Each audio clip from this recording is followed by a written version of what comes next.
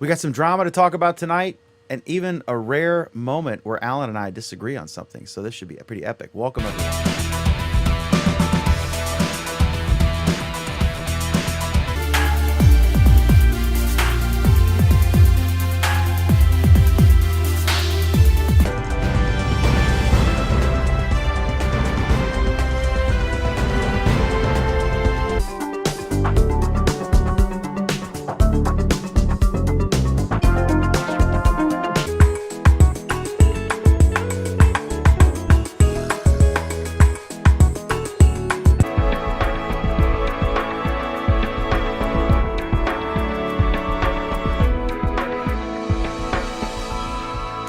Welcome to Google Plus Week. I'm your host, Dan McDermott.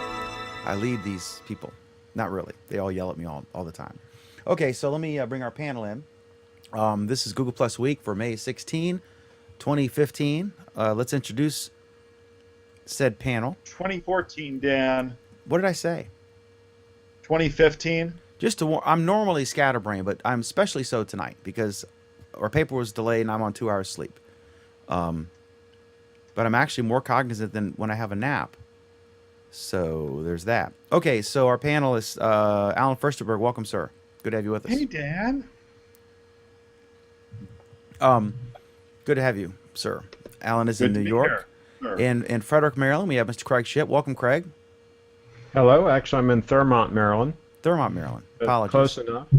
Absolutely. Where goats are. We have Kadeaus Kalut. Say hello, Kadeaus. What's up, guys? Good to have you, sir.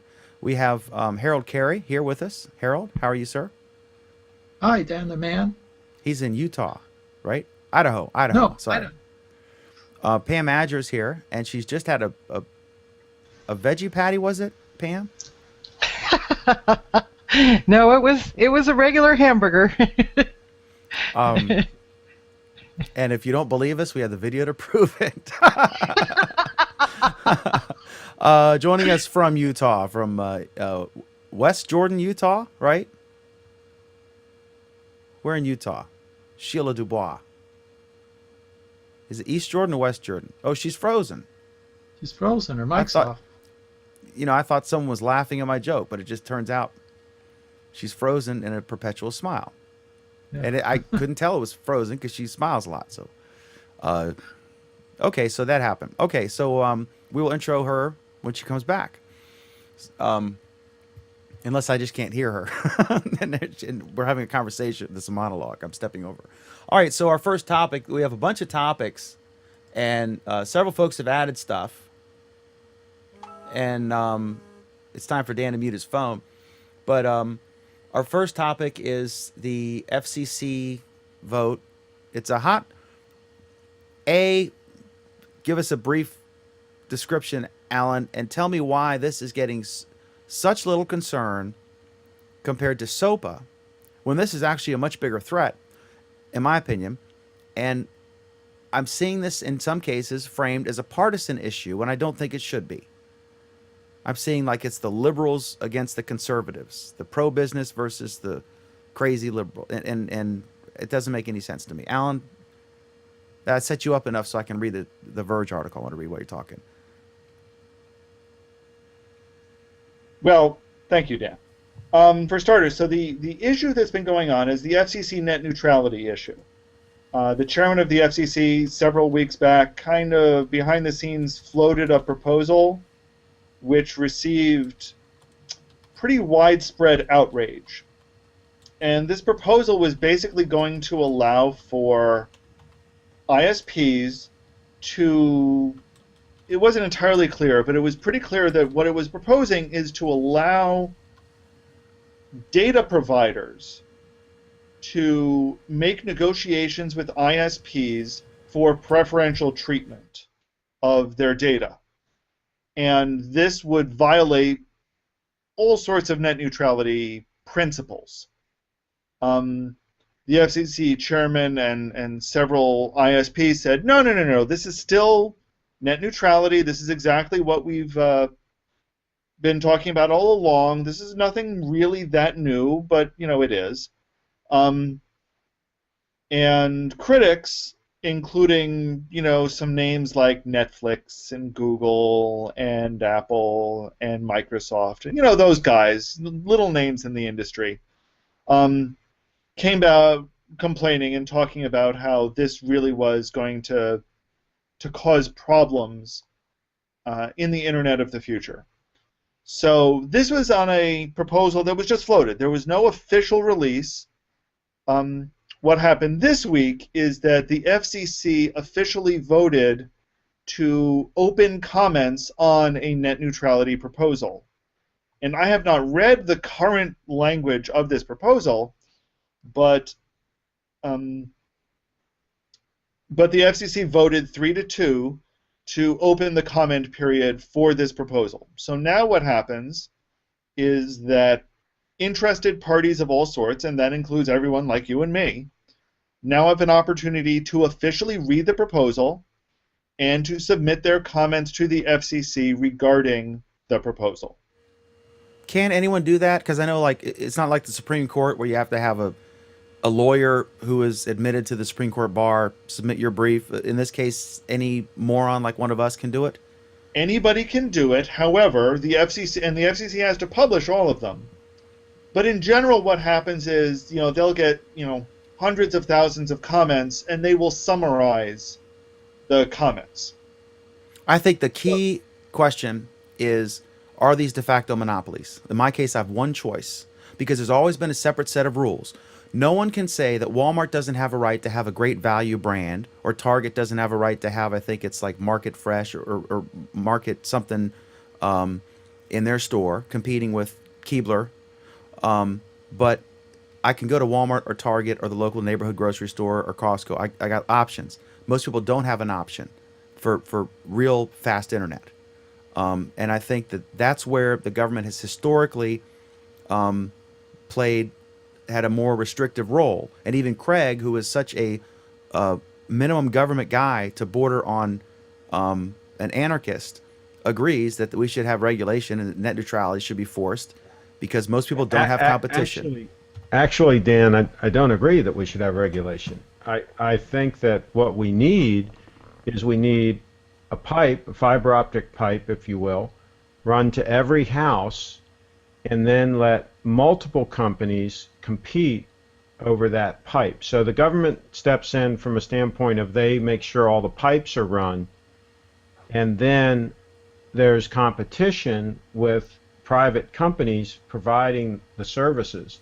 So in the long run, it shouldn't cost the taxpayers one penny, because the people are going to be willing to pay to subscribe to whatever services, and whoever's retailing those services is going to pay for the wholesale amount of what that costs to have those wires run, if you will, that the fiber run.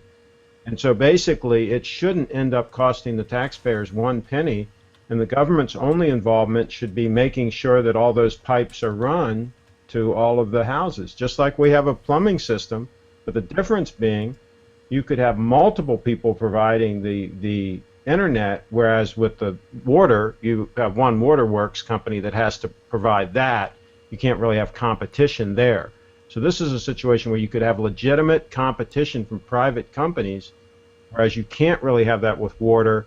It's even difficult really to have that with electricity. Well, it's a lot easier to have it with electricity than water. I think they forced companies to sell phone service at wholesale rates. I don't know, maybe that's occurred with electricity. Obviously, water. I mean, which molecules? Well, no, those aren't really.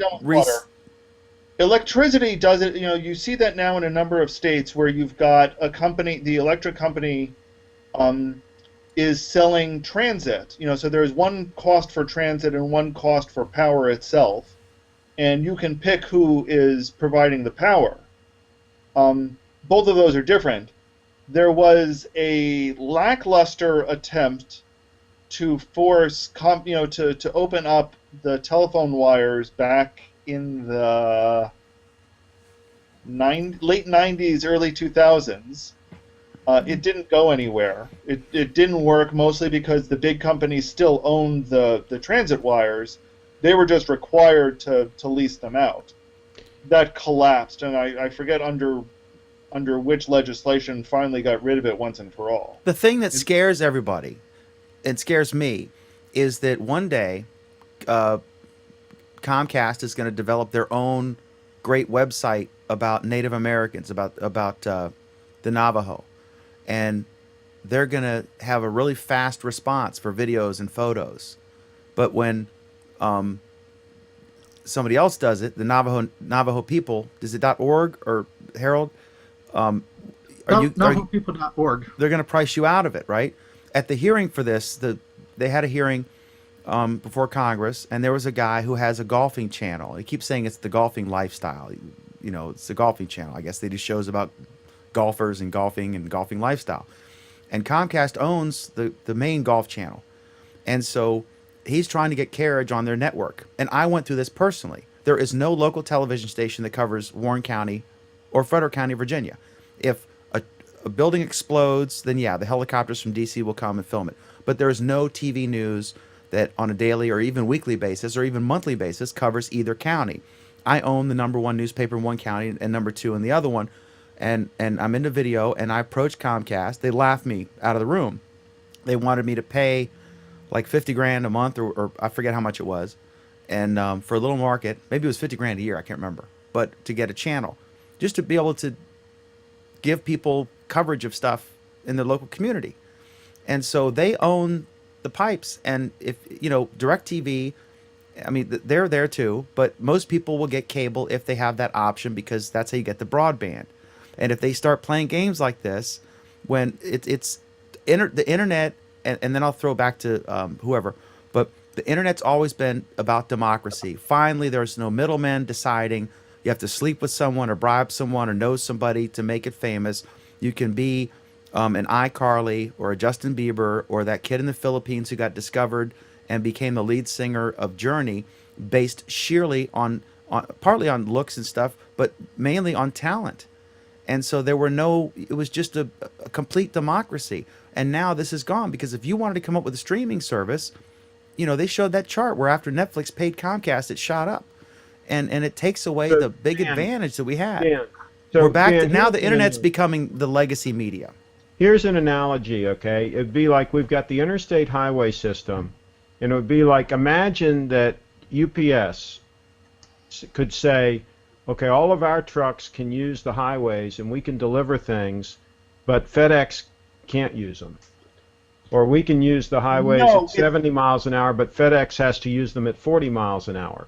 I mean, you cannot have one entity controlling the thoroughfares. That's can't. actually a bad analogy because that exists. We have toll lanes where you can go faster, but those are like $3 or $4 for single use. No, but that theoretically would affect everybody, right? Everybody's going to pay the toll. It wouldn't be the FedEx truck pays one toll and the UPS truck pays a different toll because UPS owns the system, right? You can't have an entity control the system. But let me challenge you here and be the devil's advocate and spout a legitimate concern, although I'm totally for net neutrality. And I don't care about this concern. It's not net neutrality, Dan. It's not that's a false flag. I view it. Beauty is in the eye of the beholder. My view of net neutrality means everyone's treated the same. But what Comcast will come back to you is saying, what's Netflix, like 40 to 60% of their total traffic. So Netflix is paying to get on the internet, but then Comcast is having to, now they're talking about 4K, and so it's going to be more. And so the question is, does Comcast have a legitimate gripe when 40 to 60% of their traffic, and I'm throwing that number out there, it might be combined streaming with YouTube and stuff, but that's a legitimate complaint, right? So here's the counter argument to that, though, Dan. Or not so much. Here's using the road analogy again. That's like saying that, you know, everyone has upgraded their cars from horse and buggies to cars, and cars work a lot better on paved roads rather than on these old dirt roads. So who is going to pay for the upgrade from dirt roads to paved roads? Is it going to be the auto manufacturer? Or is it going to be whoever maintained the roads in the first place? Because, you know, if you're responsible for maintaining the roads, you're responsible for maintaining those roads up to a certain standard level that your customers expect. Oh, Dan? Go ahead, Harold. Yeah, well, this is the way this started was that AT&T built all the phone lines in the whole United States, and they owned all those. So this is they put all this money out. It's to more build all this complicated stuff. than that, even, Harold. But go Yeah, ahead. Yeah, and they put all this money out there, and they say, well, why should we let all these other people use this? We put up all these phone lines. Well, it shouldn't be a factor of the phone lines. We should run fiber to every freaking house in the country and every office and every building, and then the phone lines are obsolete. And they can have their phone lines. Let them keep them. And the cable company can keep what I'm their saying cable. is the people who put these things in should get benefit from them. They can have them. They can have them. Let them keep the telephone lines, and let Comcast keep their cable lines and all of that stuff. That's fine. In the meantime, we should run fiber to every house and every office and every Who's paying for this location, fiber? and let people use that. And who's going to pay for it is the providers that are going to provide the services through it. They're going to pay a wholesale amount for the lines, and then whatever they want to mark it up, they mark it up. Doesn't work that way. Compete. Guys, as much as I agree with Craig, and mark this date on the calendar, because I just said that I agree with Craig, unfortunately, that's not how it's going to transpire in the near future, Craig. Because there's no will, and the people are being misled. No, Craig, it's more that are talking Craig, about the issue. Hang on, Alan. There's three things. One, Google is. I don't want to get into this whole side topic about Google Fiber. Google and the other company, I forget what state it was. It's I forget. They're trying this and they're having difficulties getting people to get it for a number of factors, including especially in lower income communities, because they don't necessarily view it as relevant or necessary. They're happy with their DSL because all they do is Facebook and email and browse the web for porn or whatever they do. The second thing is they're still paying for that, Dan. What you're doing is you're saying that if Google is having difficulties doing this, the idea that Craig Shipp would say that the government could do it better. Not the government. I don't want the government to do it. You Dan. said they should lay the pipes and then open it up. They don't have to. You can have private contractors run the fiber to all the houses. Anyone's free to do that, but if they're it's not allowed, free to do it. that brings up the other issue. Not only have it locked down. Hang on. Not only Google Fiber is doing it. That's the point that Dan is making. Do it in a lot of communities. However, I'd like to rein this in and point out that as much as I like this, that's not the subject of this conversation. We are talking about the FCC. We are talking about the current incumbent ISPs and how they are screwing us over. And the best argument, Alan. Craig. That's not going to change, Alan. No matter what the FCC does, that's not going to change. No matter what's going to happen, our dream of a good, decent infrastructure isn't going to happen either. Alan, you missed the best rebuttal. Push it forward, it isn't going to happen. That's right. We've talked about it we've talked about it on any number of occasions. That is not this conversation. Yeah, the best.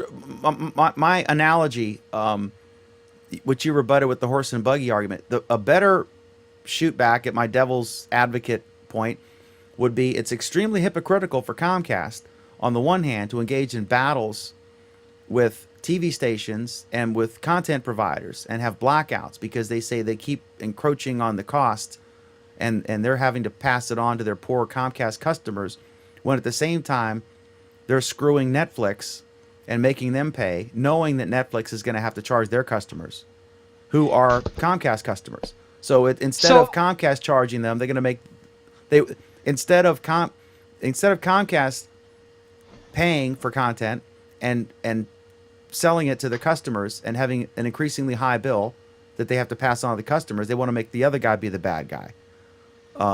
So they're crying. Wrong. It's like the wolf. Is doing nothing wrong. They're trying to make money and they want to make as much money as they can. They're doing nothing wrong. They should do that.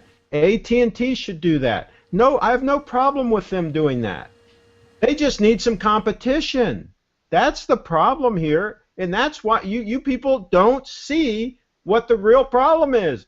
It's just like the big government people saying They're complaining about this fee and this tax over here, and But they're going to Craig, tax this guy over here. They're complaining about the taxes. They're not complaining about the fact that the government is spending too much money. That's the problem, not the taxes. Taxes aren't Correct. the problem. It's because they're spending. It's the same thing here. Your eye is on what they want you to look at, which is regulation.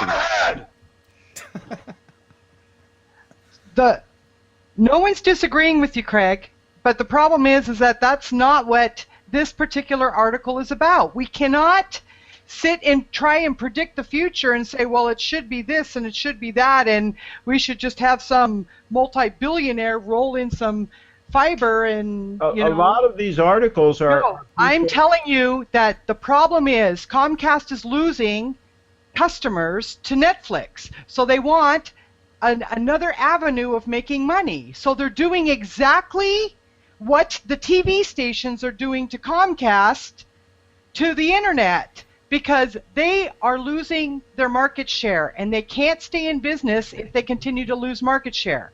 That's what this is about. That's correct, ma'am. That's correct. That's exactly what's They want to happening. make as much money as they can. Of course they do. What's wrong with that? What's wrong with Comcast? What's wanting to wrong? make What's as much wrong money? with that is that it's going to hit us in the pocketbook. That's fine. That's no Right. problem. So They're you're a business. taking They want to something- make as much money as they can. That's what businesses do. But Right, Netflix but the wants to problem make is as that much the money as internet they can, and I doesn't want to belong make as to much anybody. money as I can.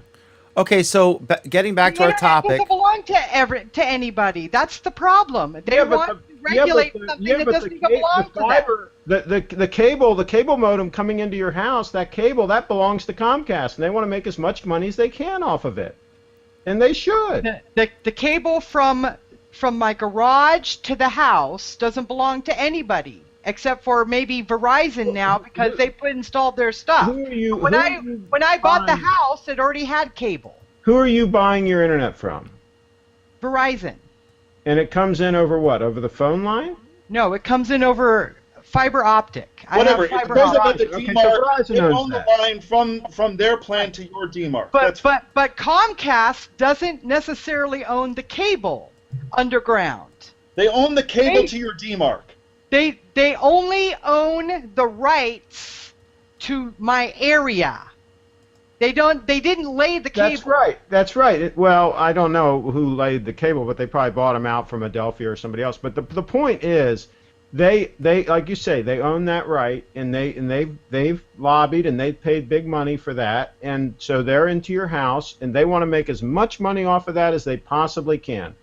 And there's not a thing wrong with that. And that's what I don't understand about all these people complaining about Comcast, ripping us off and all this. If they can charge me $300 a month for my internet and get away with it, they should certainly do that. That's So what they're in business to here's- do, is to make money. Here's the problem. What you said earlier is there is no competition. That I is the problem. have- That's correct. Now you got it. That's You're, the problem. so the government has dictated that Comcast owns my area. Well, they They've given don't, them a but monopoly. whatever. That's right. And The government now created they're the going to problem. give them the ability to gank their customers. That's right. The government problem. has created the problem. You're right. And government creates most problems. Okay, so do you guys think that the any predictions here on how the FCC is going to go? Because Tom Wheeler, the new chairman, the previous chairman, and President Obama, the candidate, was very much in favor of the concept that they wouldn't charge, I call it net neutrality, but Craig doesn't like that, but the concept that they would treat all content providers the same, and that everything going over the pipe would be treated the same. And if something was especially popular and becomes in demand, that they couldn't charge somebody. And when they did this, they came up with something like, they didn't call it a carriage agreement, they called it something else, like depends what your definition of is. Well, no. Let's step back a bit and look at what Comcast and Netflix agreed to. Comcast and Netflix agreed to a peering agreement, which is to say that Netflix's servers would appear closer on the network than they did before. That's legitimate, and that makes sense from a lot of ways, and that has absolutely nothing to do with network neutrality. What this agreement, what these proposals appear to be allowing for, is something beyond the peering agreement that actually does slow down bits on Comcast's network. So there is a difference there. One of the other things that we learned as a result of this whole peering thing is that Comcast is deliberately letting their peering agreements with the broad internet clog up.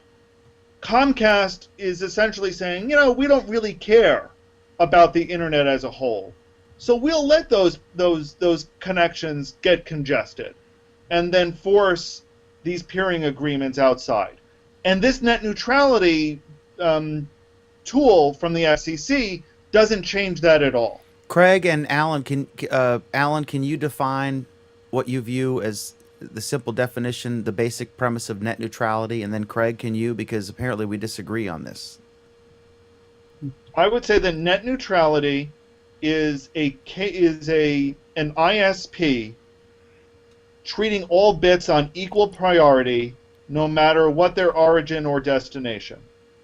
Craig, what's your definition of net neutrality? No, I think that's what people are referring to net neutrality as. My whole point is, it's a moot point. It doesn't matter. It's not the issue that we should be concerned with.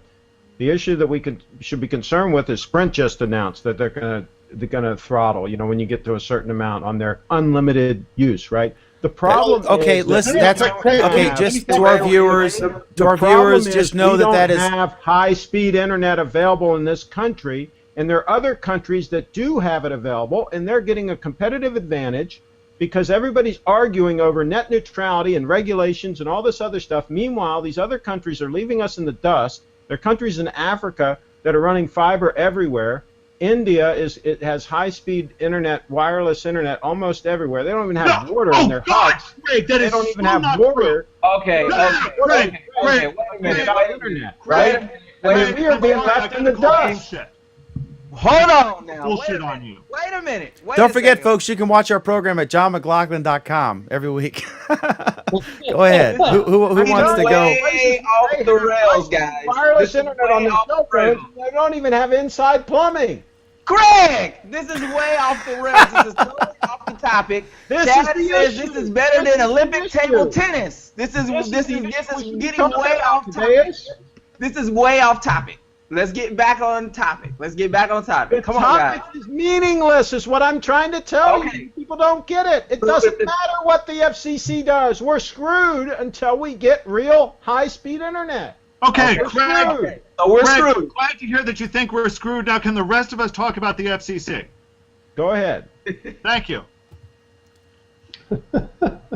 Michael Ellis, I'm after we're done with this topic, I'm gonna talk about your dying and being resurrected and all that stuff. But what do you think about the net neutrality, the FCC, this initial proposal that came out that was not viewed well by net neutrality advocates, and then he kind of backtracked to it? I don't know if you've been following this while you were dying in China or Frankfurt. Well, there were other things I had to read, so I didn't get to keep up with this too much. What I know of it so far, though, it is very concerning that.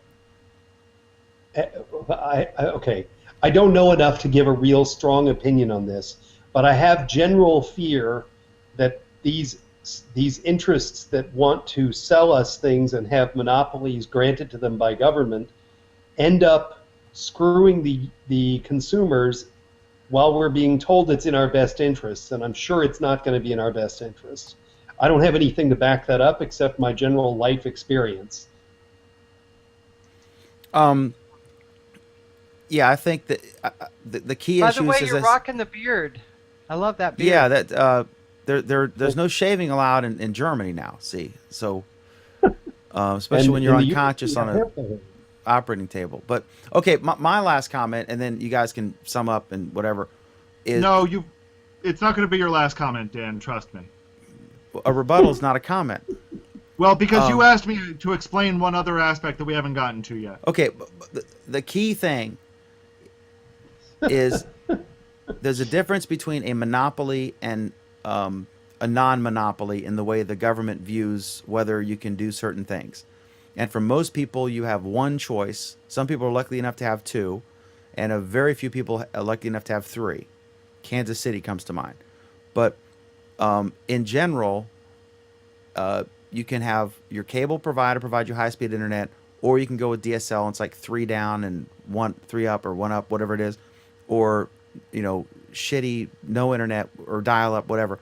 So obviously you have to use cable. So there's basically a monopoly, because doesn't make sense. It's not a true monopoly in that someone has a gun to anyone's head, although with the regulations that can be the case. The second thing is the whole concept of the internet was that everyone was equal. And if you take that away, then we're back to the legacy thing where Time Warner or Comcast or Hearst has more power over a little guy like me, where like Leo at Twit, yeah, he can put a fancier show on, but when he posts a video on YouTube, and I adore Twit, I love Twit, I'm not saying anything negative, but on YouTube, his video is got the same shot as mine does, based on how good it is, right? Same thing with if Craig does a review video, if Kadeaus does a review video, if Harold puts out a Navajo video, or Pam puts out a video we can't mention on our family program. I'm just kidding. But the point is, all of us are equal in that on the YouTube network, right? And that's the way the internet's always been. And this whole concept of Netflix paying and all of a sudden getting much faster speed means that the next guy who wants to start the thing is going to have to pay, or he's not going to be able to compete with Netflix. And we're back to the whole problem with the legacy media and why we all embrace the internet in the first place. Because it let some kid in Botswana or in Bangladesh or in Beijing have the exact same chance. It made Psy's song, because it was damn good, become the most viewed video ever. And it was all democratic. And Comcast wants to take that away. So those are my main two thoughts. So take it away, Alan. And let's get Sheila in on this if she has any thoughts, because she's... You asked a question earlier about how this became a partisan issue, political issue, rather than a technical issue. I know the answer, but I did ask the question. Lines. What was that, Dan? I said I know the answer, but I asked the question to see, spark debate. Well, I don't have anything to weigh in on this. So. I actually found it kind of interesting in looking at the vote, and in looking at least some of the comments from the FCC commissioners. The commissioners that are normally considered Democrats essentially favored getting rid of net neutrality, and the ones that were Republicans essentially favored outright abolishing anything vaguely resembling net neutrality. So it's not really a party line issue. They both agree. They all 5 commissioners seem to agree that they want to get rid of net neutrality. Even though 2 of them voted against this proposal. Well, this is not a typical group of partisans. Hang on one second, Michael. The Wheeler himself is a former cable TV industry lobbyist. So was 1 or 2 predecessors, Colin Powell. You had one of the FCC commissioners that voted to allow the merger between Comcast and NBCU. After she voted to allow the merger, resigned and became an executive at Comcast. I mean, this is not what I would call a statistically representative sample. That politicians would be corrupt. I'm absolutely shocked. I'm sure that this shocks none of us, really. So go ahead, Michael Ellis. You were going to say something. I think I was saying that those politicians on those panels voted the way they did, but there are lobbyists that are buttering them up and taking them on jaunts around the world, and they basically paying them to vote the way that they did. So both parties are corruptly on the side of the major business interests, and there's nobody looking out for the individual Joe. God knows I'm a conservative Republican, and I'm a strong proponent of business and getting the government out of way of business, but this isn't the government getting out of the way of the business. This is government picking their favorites to win and then taking money from the ones they favored. That's the great line that who was the former Godfather's Pizza CEO that ran for president, Republican primary? 999. That guy. His other line was the government should be the business of picking winners and losers. But that's historically in every country from the beginning of government the way it's been. So we don't own a lock on this kind of corruption. Herman Cain, absolutely, yeah. For all practical purposes, the current internet infrastructure that's supplying us internet, and that should be the discussion, is how we're getting our internet, right? And is it fast? Is it reliable? Because that's a competitive thing, and it's not just a question of somebody putting a YouTube video up and having an equal chance of being a new media star. It's a question of the internet is the backbone of everything going forward. And so the question is, who is providing that to us, and is it reliable? Is it super fast? And is there corruption involved? The government shouldn't be in the business of providing us internet, and that's who's providing it right now, is the government. It's basically a government service. And that that's the whole problem right there. And until we change that, you're not going to fix the problem no matter what you talk about net neutrality.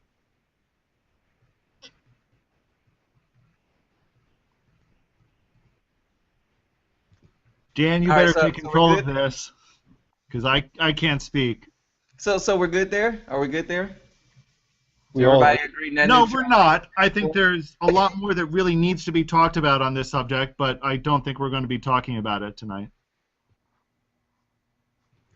So let's actually use Craig's great line as a segue to the next subject about government controlling things, and talk about the European Union.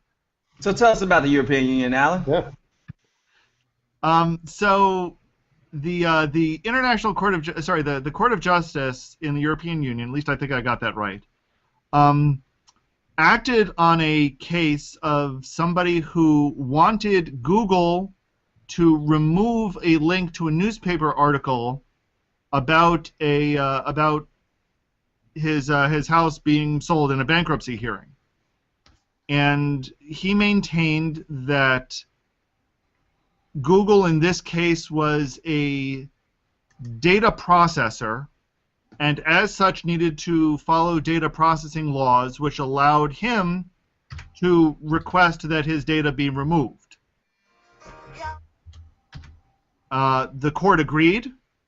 The court turned down some of Google's arguments, basically one of which was, we don't need to follow these laws because we're a U.S. company, which was, let's be honest, a stupid argument on Google's part. And also Google's argument that it wasn't a data processor at all. It was merely providing reference to other data. It rejected all of those and in pretty much sweeping rulings indicated that Google and other similar providers would now need to provide a way for people to ask for their data to be removed. And it would put it in the hands of these companies to determine whether the data being requested is of significant historical interest about whether the data should or should not be removed. You and I butted heads a little bit about this earlier, Kadeaus. What are your thoughts? Well, first of all, did I represent the issue at least somewhat adequately? I think you did a good job. My only issue on this whole thing is I just think that there should be an option that should be provided to take stuff down when people don't want it to be online. I don't think it should just be a once it's there, it's too bad, so sad. I don't care if it's factual. I don't care if it's incorrect. It's there. It's there. I think that there should be a takedown process. Wait a minute, Kadeaus. You disagreed with me on this issue when it came to copyright. When it comes to this is different. That's a whole nother topic. Wait a minute. No. It's not different. Oh no. That's a whole nother topic. No, I think that there needs. I think that there needs to be an option. If you took my picture in public and put it on the internet and I got pissed off, I have no recourse. But now you're saying, well, wait a minute. No. We're talking about Google being in the middle. I'm talking about a position for Google. Is what I'm saying. If I post it up on my own website, yes, I'm sorry. This is how it is. However, with Google being in the middle, I think you should be able to have an option to say, hey, Google, don't point to this. That's what I'm saying. I think there should be a recourse not being ordered by the government to do it. I just think Google should offer a recourse to say, hey, we just won't point to it because Pam said that it's not her. She didn't. Isn't there code you can put on your page so that they don't index your page? Can't you already? Yeah, but I'm the one that made the page. So if I made the page, I want them to index my page. But Pam's upset because she doesn't want her picture to be pointed at by Google. So I was under Pam the should be able to assumption say, that hey, they would. Google, don't point at Well, it. but where would I- the photo be? Where would, in this hypothetical, where are we talking about the photo? Let's say my server. I was under the impression that they would actually remove the content, not just not point at it. They can't remove. Well, the they're content. removing it from their system, from Google's From their system. But system, Google's, okay. yeah, Google's not the one hosting the. Google can't remove the content because the content's on some other site. Right, but they can stop pointing at it, and that's essentially what this is saying. Is the EU is telling them to stop pointing at it. Now, if you want to actually have it removed, see, right now the way it's set up, if you want something to be removed in this scenario, Pam would have to contact me and say, "Hey, please remove my picture," and then I get to decide whether I remove her picture or not. That's kind of how. No, here's the interesting other twist to this. In this particular case, Europe does have a way for courts to order people, to order companies to remove information. So it is possible, for example, to have the court order, in this case, it was a newspaper article. There is a way to have the person request the court and the court to order that the newspaper information be removed. That court rejected the request. Right, and that's the thing. I'm not saying that they need to. Basically, I would prefer a system to be in place where, okay, granted, let's say Pam got a court order for me to remove her picture. It's still, Google will still be pointing at it. They'll still be cataloging it. It'll still show up in Google Images for the next 3-4 years. There should be a method. Not necessarily, if Pam wanted it to not come up right away, the quickest option would be, hey, Google, don't point at this anymore. So it doesn't matter how many people search for Pam's picture. It's not being, they're searching on Google, Bing, and the other whoever else. And that's where the pictures is being pointed at. Those people aren't randomly finding my site and then going and seeing Pam's picture that they wanted. Does that make sense? So I'm thinking that they need to. I'm thinking that there should be an option to stop Google from pointing at certain things within reason, obviously. But how does that differ from, in this particular case? Again, and I'm looking at it for this case. If I wanted to find out information about this guy, I currently can go search at Google and get a list of all of the newspaper articles about him. If that's removed, that now means that I need to go to each newspaper and request the information. Right. And I'll still get the information. That's right. That's right. Or the website where the information is, the public records, or wherever that bankruptcy information. So your perspective is on this, Alan. What is your perspective? You don't think Google should even be in trouble for this? I don't think Google should be in trouble for this at all. I don't think Google should be held liable for this at all. Google, the court made their determination based on the fact that Google was a data processor and therefore needs to follow data processing rules. I don't think that's what Google is acting as in this case. They're acting not as a data processor, but as a public agent. And as a public agent... The internet has a lot of benefits. There's a lot of great things that the internet can do for us. But the trade-off is you have to give up on the concept of privacy. Privacy does not exist any longer. It's an illusion if you think it does exist. So this guy thinks...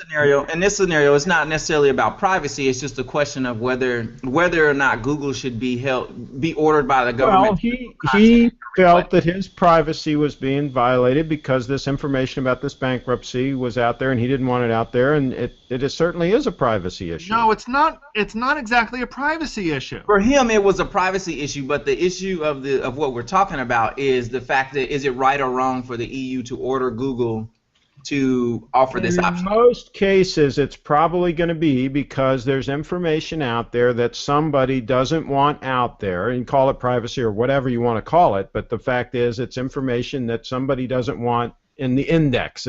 Google's an index, right? It's like a card catalog at a library, right? They don't want their book in it. So the question is, do you feel that Google should be ordered to take this down by the government? But whether it's the EU No, government. all Google is doing is indexing the internet, and so whatever's on the internet, they're going to index, and they're going to provide that information so that people can find it easily. And there's going to be a lot of information on the internet about people that they're not going to want on there, and that's going to happen. Let me put this to you another way. Google right now, if I went to Google and I searched on the name, on some name, I'd get a pointer to a bunch of websites with information, right? What if instead of Google doing that indexing, Google developed a fast and brilliant way that they could farm it out to thousands of websites and the search engines on each of those websites and say, what would you return if I gave you this search query? Unlike dogpile.com. Well, In that bigger fashion. than that, because what Dogpile does is it goes and asks Google that question, and it asks Bing, and it asks a bunch of others. What if instead Google did a search on every single newspaper's website? Okay. Whenever it got any query whatsoever, it turned around and asked every single newspaper in the world, what would you return if I gave you this query?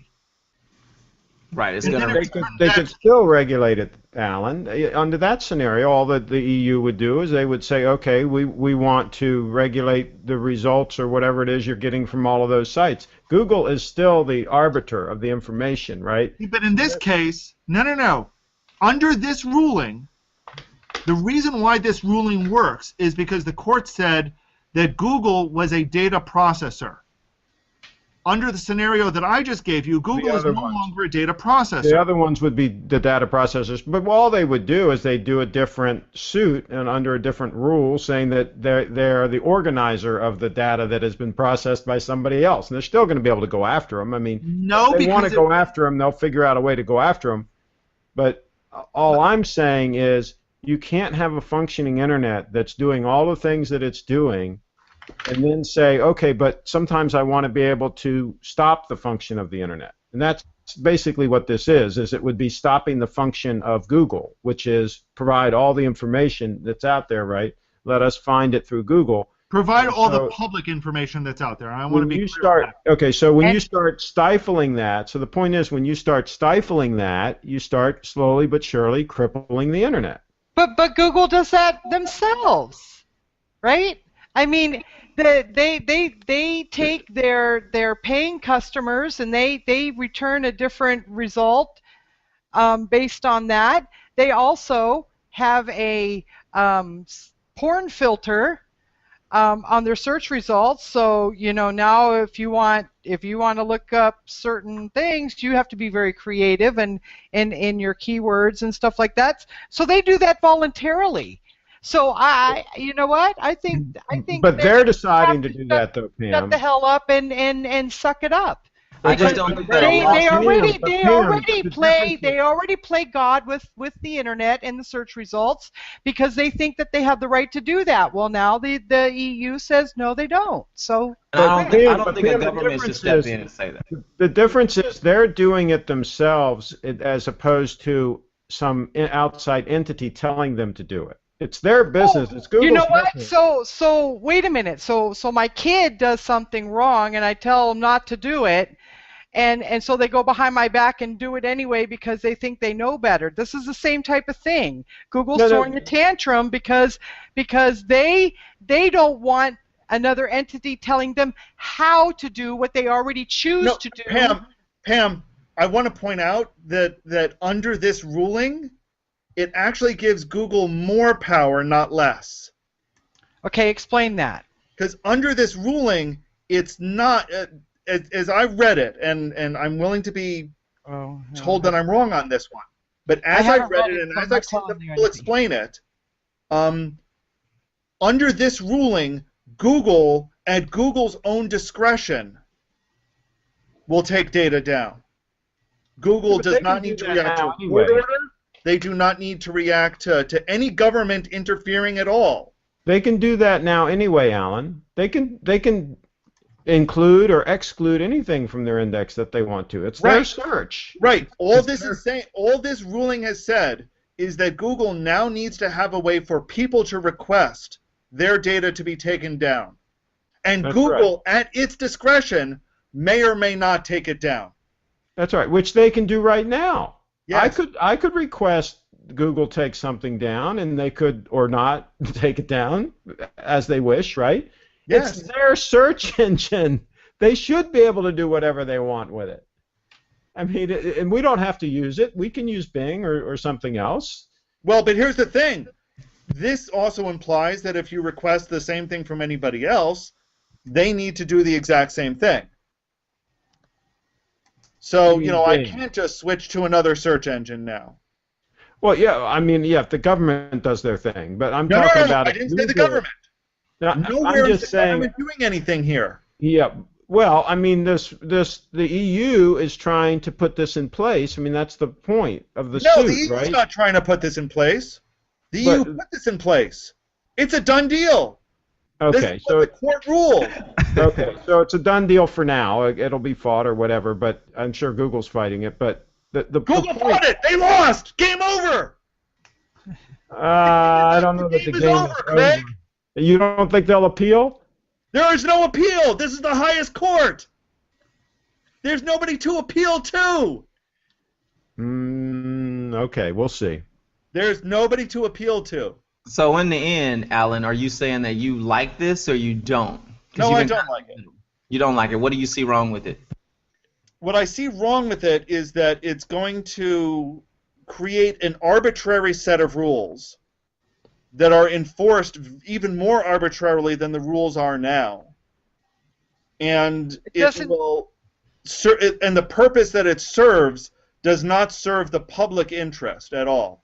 It doesn't sound like there are any rules whatsoever. So Google, just like now, where they arbitrarily play favorites on Google Plus based on somebody's whim, it just sounds like that if you and I had the same exact request, that at Google's whim, they could grant my request and not yours. The difference, though, Pam, is that right now, they are granting our request differently based on their knowledge of us instead of necessarily, some outside force influencing it.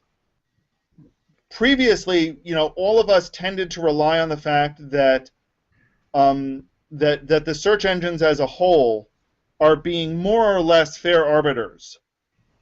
So even though they may be giving you and me different results, they are not giving us different results based on trying to weight the input differently. They're not trying to weight the input differently. They're trying to weight the output differently. And now what this court ruling is saying is they need to weight the input differently. Has anybody noticed that Dan's chair has been empty for like? He has a call that he Okay. has. Oh. I'm just worried that If you guys read the chat, then you would. Occasionally, he gets a call from the White House and has to step aside for a few minutes. So, Michael Ellis, do you have an opinion on this? I'm afraid I'm so out of date on any information that I don't really have any knowledge to base an opinion on. I wish I did, because I find this very interesting, but I'm afraid I have nothing to add. Personally, Alan, I would like you to explain a little bit better what you meant by now they have to make the decision based on input versus output. Sure. Because go ahead. It's still, I was just going to say, because still, currently, their results are based on their algorithms. Sorry, I always have a problem with that word. And their decisions on how to skew the results based on whatever morality or this is true. attempt to foil the SEO experts or whatever, and now you're saying, well, so they already do that, but now they have to take something else into consideration. I'm not quite sure what you meant by that. That's a valid point, Pam. And I think what I'm trying to get at is the input, the rules for looking at a website, although they vary and they change a hell of a lot, they are consistent. Google, for example, doesn't look at your website and evaluate it using different criteria than it evaluates my website. Now, if you've got a porn website and I don't, yes, your website is going to be, ranked way down there in Google's algorithms. But they're applying the same set of algorithms to every single site. So every piece of data that comes in is treated the same. Whether it where it goes in that point, that's different. Now, yes, you can make the argument that it's still being treated the same, just that there are additional filters that Google needs to apply. And I agree with you on that point. I'm not saying that this is technically more difficult for Google, for example. I reject that. I've seen a lot of people make that argument. I reject it out of hand, to be perfectly honest. That's not. This is not a technical issue in my mind. What this is trying to understand the criteria. Google's algorithms, at least I like to believe, I could be a little bit naive, but Google's algorithms in general try to make it so that it finds websites that are the most useful to the people that it's going to be giving the data to. I'm sure there are exceptions. I'm sure there are faults. I'm sure this is why they've been tweaking the algorithm pretty consistently for the past 15 years or 10-15 years. That said, what this change does is it doesn't say that we, the people who are doing the search query, are most important. It's now saying that that somebody has an influence on the input algorithm. And it's an influence that Google does not have a lot of control over, according to the court. I think they do, but that's debatable. Does that make a little more sense about what I'm saying, Pam, or was I'm muddying the waters more? No, that makes sense, but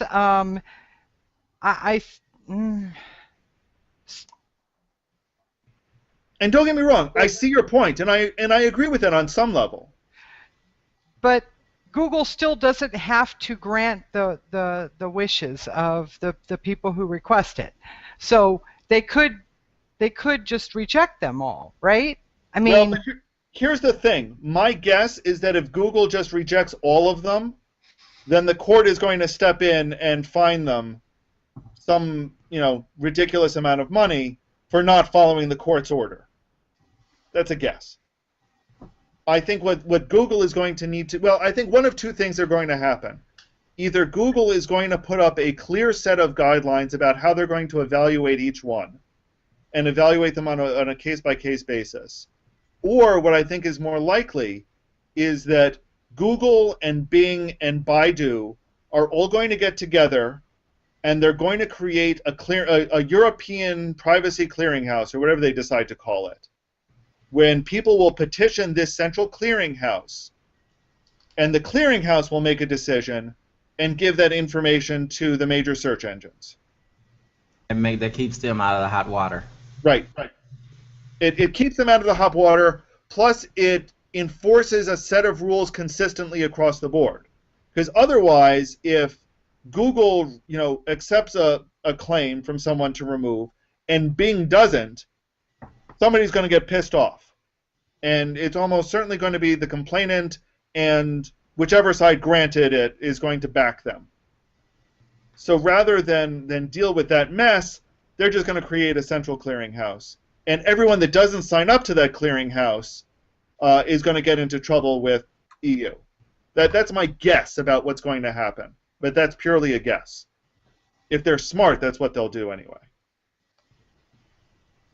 Now, on another level, the concept of, what it fundamentally still bothers me, though, is that all we're talking about are removing indexes. We're not actually fixing the problem.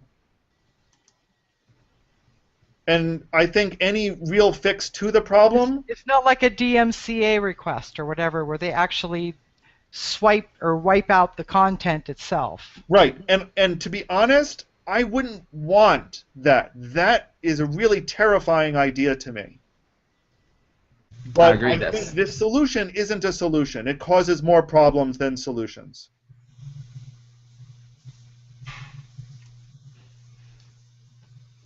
So the next topic. Now, hang on a second. We've got there are two things about this that I find interesting.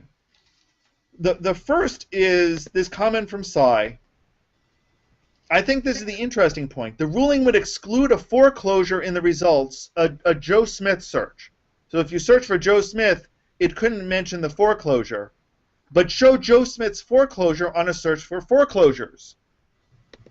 I'm not sure that's true, but it's an interesting issue and an interesting question about just how do you remove all of the data related to somebody in a way that they're requesting. So you basically have to be a keyword expert. Yes. And that, we're going to go to Oleg, who has joined us in a moment, because I think he's going to have some very interesting thoughts on this. I don't know what they are, but I think they're going to be interesting. The other interesting issue about this for me is that this poor guy who has requested that Google take down the links to his information, does Google now have to delete references to every news story that was talking about this court hearing? Oh my God, yeah, that's probably right. So now he's completely famous. Right. So in an effort to hide his past, he has now enshrined himself and his past in legal history. And here's the thing. If 10 years in the future he requests this information to be taken down, how do you, and you take it down, you've now removed the only record of why somebody could request it be taken down. So it's this Well, sometimes, Alan, you got to make sacrifices, and so I guess that was his sacrifice to make the world a better place. So, yeah. So, that doesn't Oleg, it's good to see you again. We are talking about the European Union's recent ruling that suggests that people have a right to be forgotten and a right to have their public records masked from Google search from Google and other search engines. And I know one of the things that I've seen a lot of in this discussion is that Europeans tend to have a very different view than most Americans. So that a lot of Europeans are very much, somewhat overwhelmingly in favor of this decision, while Americans are overwhelmingly opposed to this sort of concept. You're in a unique position of seeing it from both sides, I think, and I'm curious on your opinion of it. Well, it's to one degree it's true that I can see it from both sides, but number one, to clarify, I haven't been there for a long time, so I can't. This is true, but one of the things that a lot of people from Europe point out is that a lot of this comes about from, in the German case, the German Stasi records and other, secret police records that, have come to light and are now public record. But it's not damaging to them. So. But Alan, it's not that much different than what Edgar J. Hoover did here. I mean, at one point he also kept track of all kinds of people. Americans were aware of that, and so it's not like it's only strictly, for the Europeans. I think my personal take on it is this: that there is definitely a significant, in some countries more than others, angst against anything that America decides or does. Okay, they don't have any good reason for it. It's just because it's them and not us type approach. Russians are very acutely so, with major amount of propaganda, anti-American propaganda. And so, to me, it looks like that. No, it is. I'm telling you, that's exactly what it is. No. I'm not disagreeing with that, but I don't see how this is at all relevant to. Anytime there is a possibility of not an American thing. Anytime there is a possibility to go your own way, they want to do it. If there is a good reason. I mean, look at, for example, what Putin's trying to do with their own, or what China is trying to do with their own version of the internet, and how all these countries shut down Twitter or this or that. They're basically trying to come up with something that would be similar. So in a sense, they're stealing it, but at the same time, their own, they will be completely changing what it was meant to be, and basically trying to get rid of the openness and everything else that the internet stands for. The reason they're doing it is because, in my opinion, it's a way to give a shove to America. That's their way of doing it. And so the same thing with this privacy thing. It's not because Europeans have any different opinions about privacy than Americans do. You know, everybody has their own look at privacy, and you know, I don't think it's any different. It's just different people have different opinions. It has nothing to do with America versus Europe or anything like that. But I really look at it, you know, with the internet and Russia, everything else. It's just they want to come up with some way to differentiate themselves, make themselves more important, make themselves be at the top of the list, if you will, things like that. That's one way how they can do it, by doing this privacy thing the way you described. That's my opinion. So you think this is just Europe trying to say shove it to the U.S.? Correct. That's what I'm thinking. Yep. Okay. Any other final thoughts from anybody on this subject? Michael, Kadeaus, Pam? Nope, I think we're good. Fascinating topic. This needs to be revisited as we learn more over time. I definitely think that's true. Okay, so moving on to less internationally weighty topics. We've actually got some Google Plus changes that have come through in the past week. The first one was an interesting announcement of a new Hangout app that the Hangout team announced. They worked on this in their 20% time, called Draw. I don't know how many of you have played with it. Has anybody else here played with it? Oleg has. I know I have. Kadeaus has. So let me start with Oleg. What do you think? I played. Looks like it right now. I just loaded it up. It looks like it's a different version than the way I played with before initially. I think it's a very useful tool. It's certainly a fun thing for kids and things like that, or doing stuff with the family. But I think it also could be very useful. One thing, Alan, I don't know. I haven't played with it enough. Do you know, does it support drawing on top of the screen shares or not? Or is it strictly video? That's a good question, and I guess we could try it out. But I believe if it doesn't, then that would be a major thing that they could add. That would be significantly improved reason to use it for businesses. Because when you show somebody something, if you can draw some arrows or some boxes, and as you talk about stuff, I think it'd be extremely useful to use something like this. I'm trying to think. My guess is that it does not work with screen shares, mostly because screen shares act as their own top-level app that take over the video stream. Mm-hmm. But that's purely a guess. So let me tell you that what I'm seeing, I just started the Draw application, and Alan has two different colored eyes, and they're pointing in different directions. Can you guys see my screen? And every time the camera switches to Oleg, it continues to have a little bouncing balls. You know those balls on the end of strings that you bounce back and forth and they make a clacking noise when they hit each other? That's what you see at the bottom. And underneath that, does it say searching for a face? Michael, does it say searching for a face? Yeah, searching for a face. It does say that. Yeah, right. Alan, it doesn't work with screen shares. I just tried it. It doesn't. Yeah, that doesn't surprise me. Okay. But anyway, that would be an extremely useful deal for business. Otherwise, it's just a toy. Yeah, I looked at it. I had forgotten about it, actually, Alan, when you asked if we had tried it. I didn't remember, but I have tried it. I started it up the day it was announced. I tried it, and I thought, well, this is kind of silly. And which is, frankly, it's most of the tools that we get in Google these days are silly changes, not things that make meaningful difference. I'll bring one up when you ask for another topic of Google things that have changed lately. Well, let's not go that far. I mean, they just announced today they're enabling Hangouts as a plugin for Outlook. It's not just silly things. Come on. Okay, that's not silly. I just read that. We'll get to that in a couple of minutes. I think we talk about this as being silly, and yet 2 years ago, I had somebody asking me for exactly this application because they wanted to be able to use it, the stream that they had broadcast, they wanted to be able to mark up on that stream. I know Ronnie Binzer has talked about it by being able to create caption balloons for a person and being able to put text in those caption balloons. So in the same way that lower thirds are silly, there are some real applications for these tools. Yes, I can give Michael some interesting new iWork. That's kind of a silly demonstration of it, but there are some practical applications here as well. So what are they? Give you an example, Alan.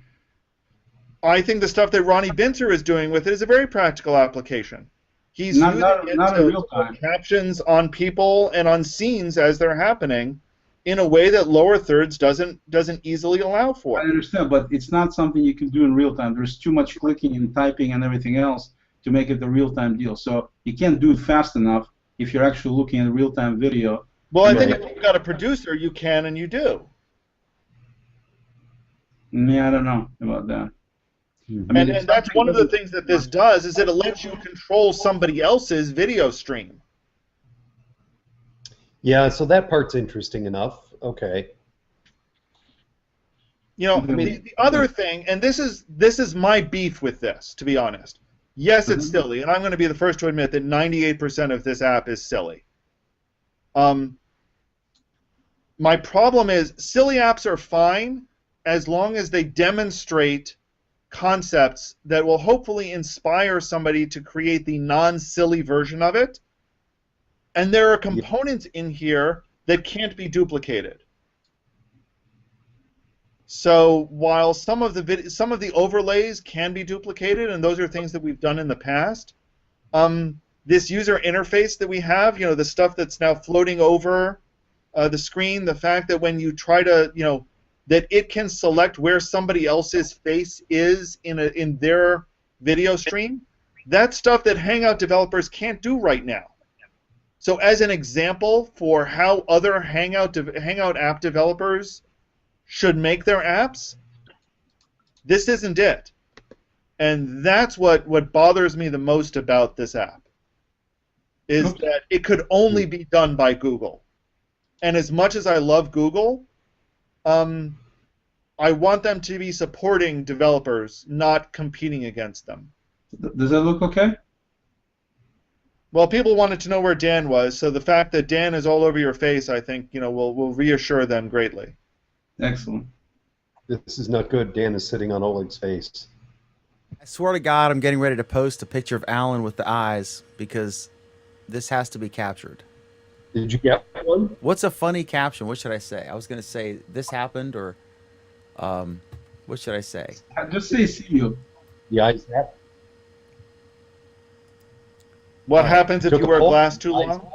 No, I'm trying to do my oops. Oh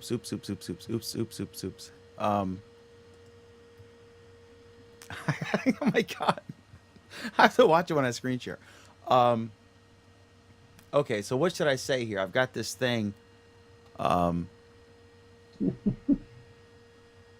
got a picture of Alan with his eyes. What should I say? Any suggestions before we move to our next topic?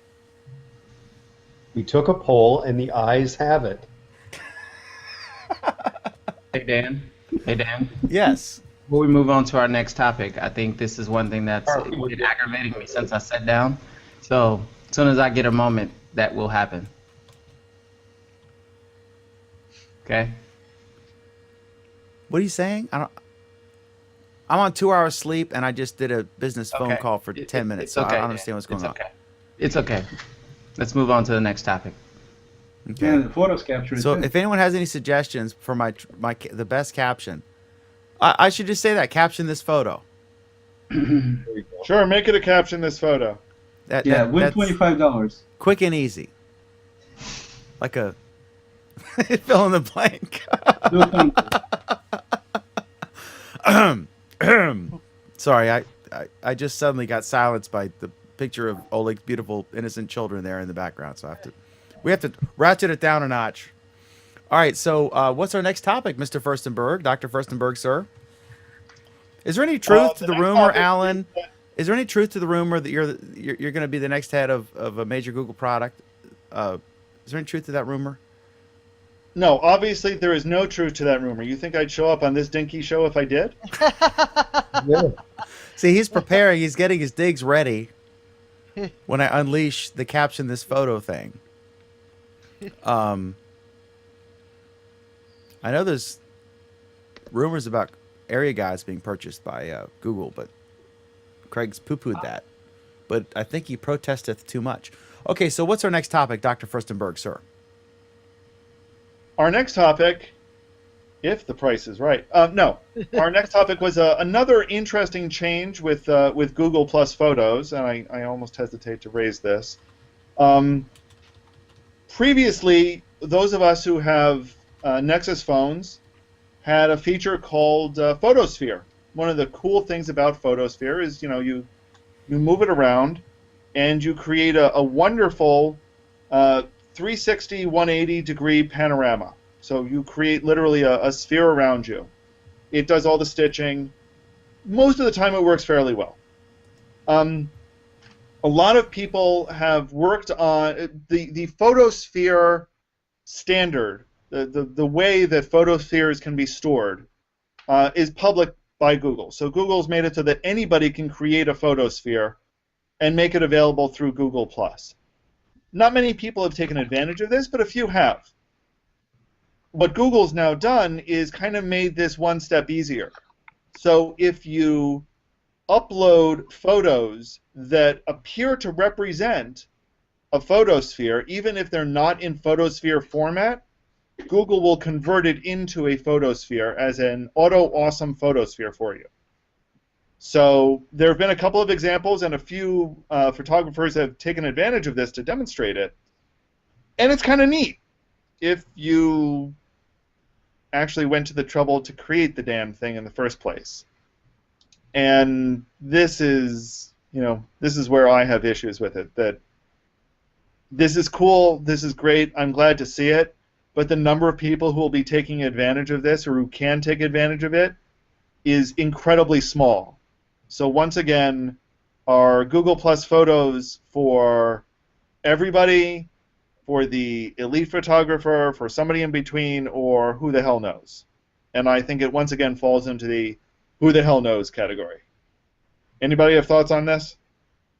No, you're right on. I mean, nobody's probably going to use it, and it's just a gimmicky thing. I mean, if you think about the whole Photosphere deal, for the most part, it's really useful for like resort companies, vacation spots, things like that, where it'd be very useful for their websites to show people like they're there practically what it feels like, or not feels like, but what it'll actually look like if you're standing there and spinning around up and down, left and right. But other than that, it doesn't really have that much use in terms of, even taking Photosphere with a camera that supports it. Like my wife has HTC 1.8, M7, HTC 1 M7, and it's cool to take a little deal, spin around, see bands spinning around, all of that kind of stuff. But once you're doing it once or twice, and you take that many pictures, you just say, that's it. So it's just a gimmick. How does it work? I don't quite understand how it works. If I don't, by the way, I'm getting a new phone. I'm getting a Samsung Galaxy S5 coming on Wednesday. But the point I was going to get at is, with that phone, can I take the pictures you guys are talking about, and how do I do that? Do you know how panorama works? No, I've seen panorama pictures before, but I don't know how they're done. You're basically standing, you take a shot, then you turn, moving the camera, and then the thing automatically shows you an outline of what you're shooting, and then it shows you when it's time to take the next one. So it basically guides you. You just simply turn and turn and turn, and as you turn, you get to the spot where you need to be. It automatically overlaps a little bit from the last one. It just basically shows you push, push, push. So as you do this X number of times, when you're done, it stitches it all together to make it look like one wide image. Okay? And if you're getting the Galaxy S5, Michael Ellis, if you're getting the Galaxy S5, you need to download the Google camera, the one that Google designed. Don't use the default one from the S5. It won't do the Photosphere that you're trying to do. But the sphere thing is, in addition to spinning all 180, you also spin up and you spin down, like Alan was saying. It's not just 360. It's also, so you're basically taking pictures. Think of it as just taking all the shots in a sphere, but just going and turning everywhere, up and down and left and right. You have all these different positions. It guides you where you need to take shots, and it just fills it in. And when it gets completely done, it makes it into a file that you can then view by just spinning around however you want at your control interactive. That's all. Okay. All right, that helps. Thank you. You take, Alan, do you know what the number is, how many shots you got to take? I think it's like 16 or maybe even more than that, right? No, it's far more than 16, I'm pretty sure. I feel like I spent half an hour taking these shots the other day. No, it doesn't take that long. Come on. Alan, is that fun? When you get done, are you happy with it? Like, are you really happy you spent the time to take 150 photos to get this sphere?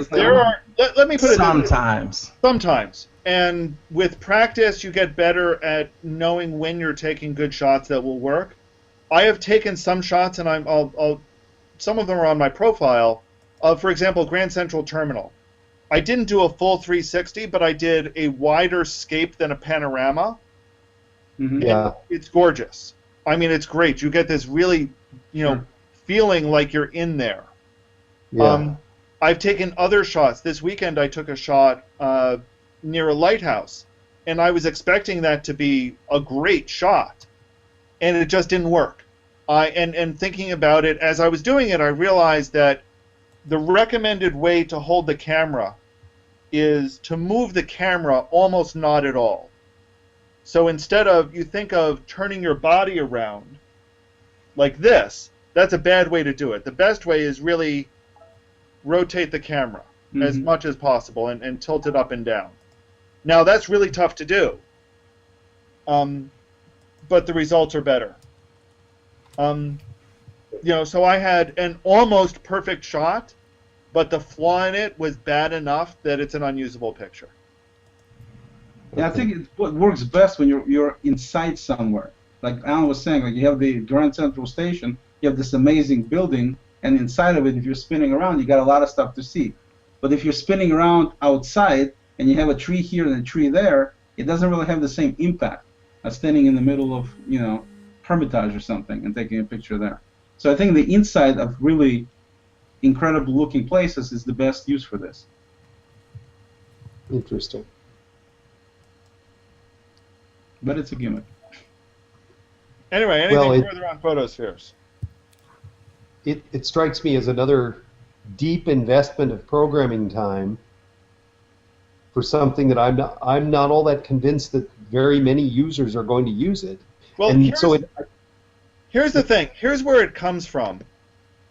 As Steve Perry points out, photospheres existed before our cameras had photospheres. This is what Google Maps did. This is because Google Maps did it.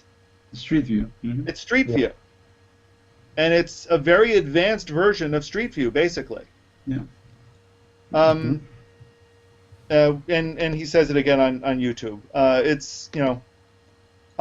So there is, it's in some ways, it's technology they already built, they already had.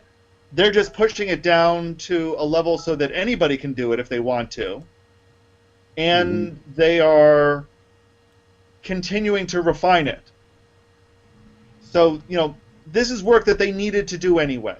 They were going to be doing it for their own products. And so maybe it's essentially in terms of applying it to the Google Plus ecosystem. Michael, in photography, there are always tools that you use occasionally, but that occasional time when you use it, it comes in really handy. Like I have a 14mm lens that I don't use that often, right?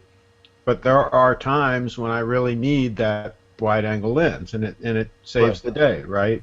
So just because you don't use a photography tool often doesn't mean that you don't need it. But when you need it, you may. I agree with that, actually, Craig. That makes sense to me. But the problem that I have with this is that there are so many things that are part of Google Plus that don't work properly, and we keep seeing them make changes that are deeply niche focused and not spread across 3 million users, but but spread across 3,000 users that happen to be professional photographers that want to do this specific thing, and the rest of the 500 million people that are using the system couldn't care less and don't know what it means. It's not. I don't want to say that's all of our programming energy and those. But one doesn't have anything to do with the other, Michael. The fact that they can do this photography thing doesn't mean that if they didn't do the photography thing that they could fix those other issues. The reason those other issues aren't fixed is because they don't see them as issues, probably. I think it's That's even the more problem. complicated than that. I think it's that they've got, let me put it this way, Michael. If they didn't do this, it's not that they would have allocated that resource to something else that would have had a broader appeal. That's they've got they had a serious management issue, and hopefully they have resolved that serious management issue. And I don't wish to go further into their serious management issue and how it was resolved, hopefully. Right. I'll just take that as what it was said.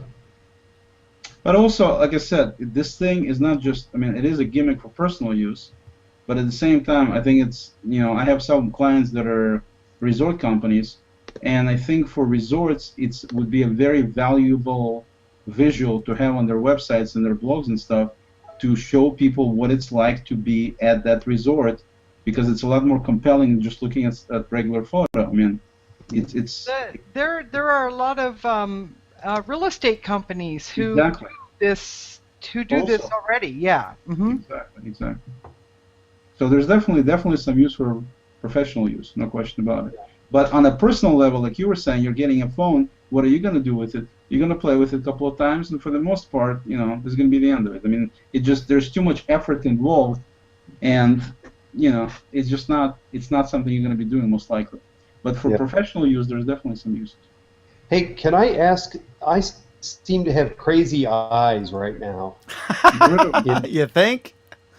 And I wondered if that's something that I can do anything about, or would someone else remove my crazy eyes for me? You can do something about it by turning the app off. Yeah. Well, or you can just click on the garbage can in the app. You don't have to turn the app off, but click on the garbage can in the app, and it'll go away.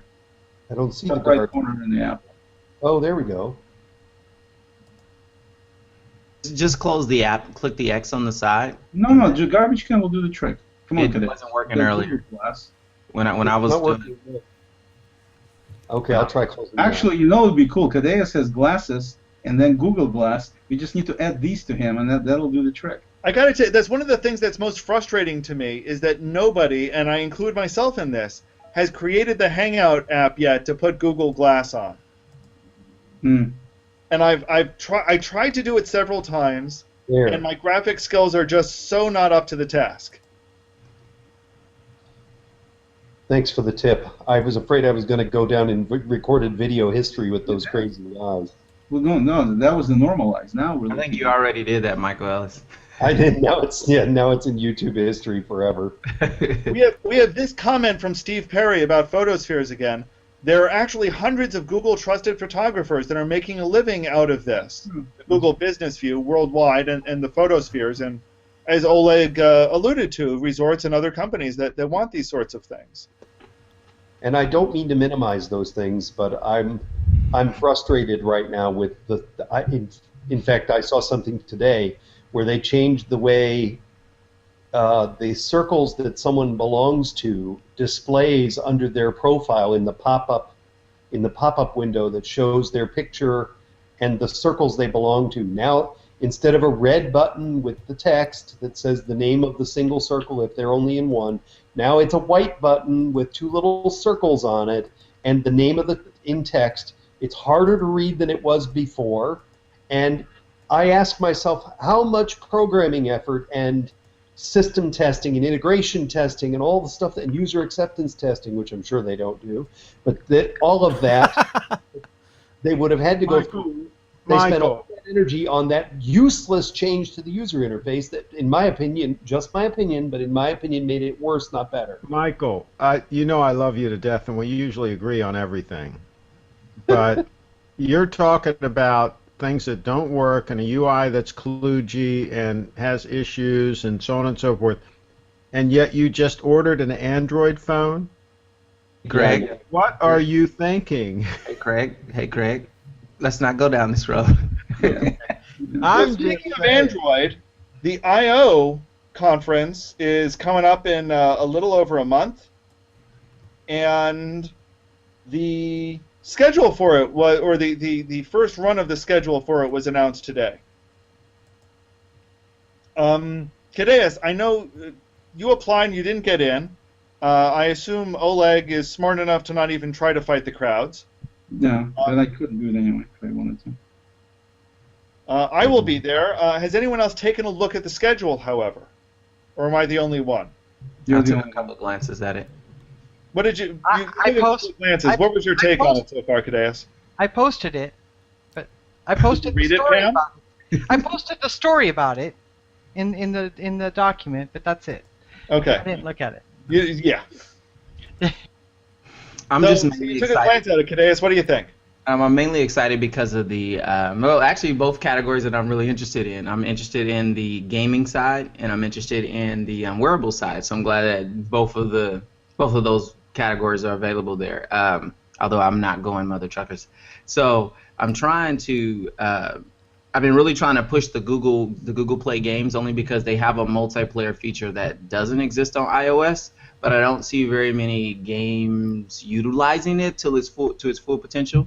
So I'm hoping that this. I think they had one called like the next 5 billion gamers, and so I'm hoping that there's someone comes out and utilizes multiplayer a lot better than the way it's used currently on the Google Play games. And then obviously wearables. I'm waiting to hear about the Moto 360 and the LG G and all the other things that's supposed to hit. So.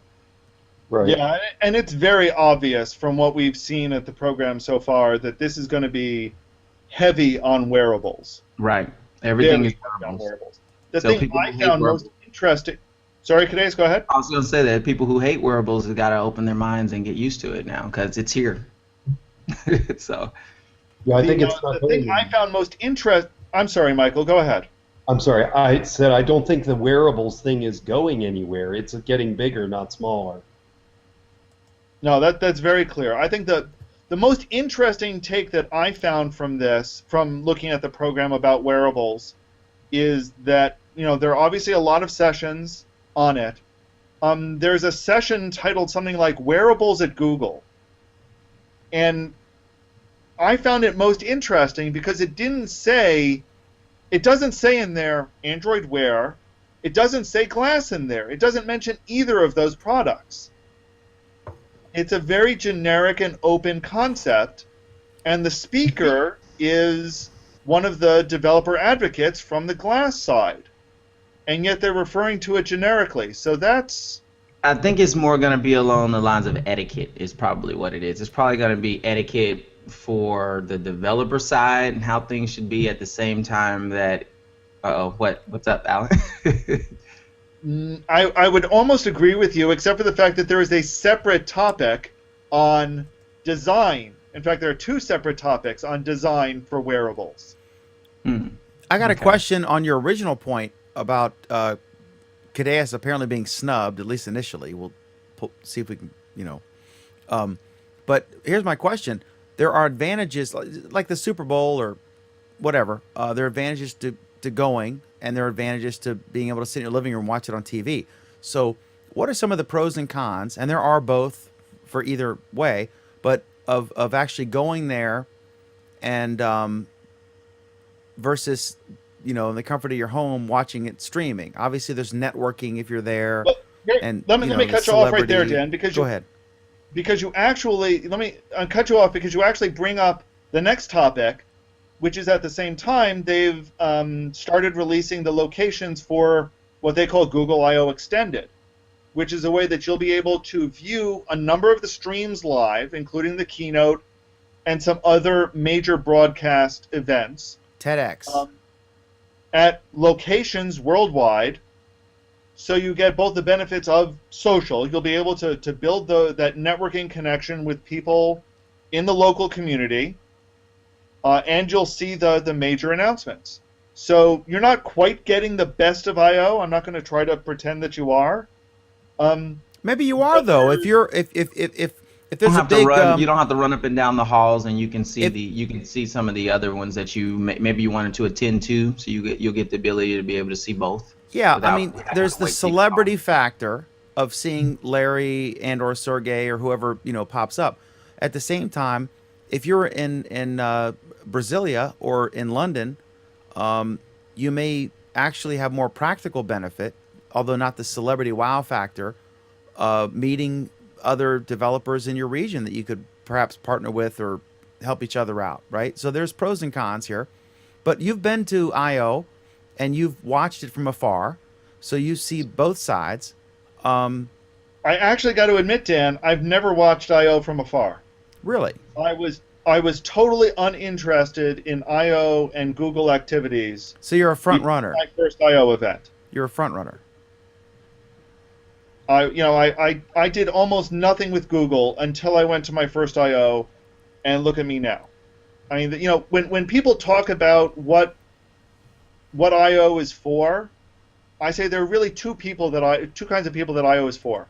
It's for the die-hard Googlers, the die-hard Google fans, and it's they're in some ways their reward, in some ways their opportunity to network with their friends from around the world who they only see at I/O.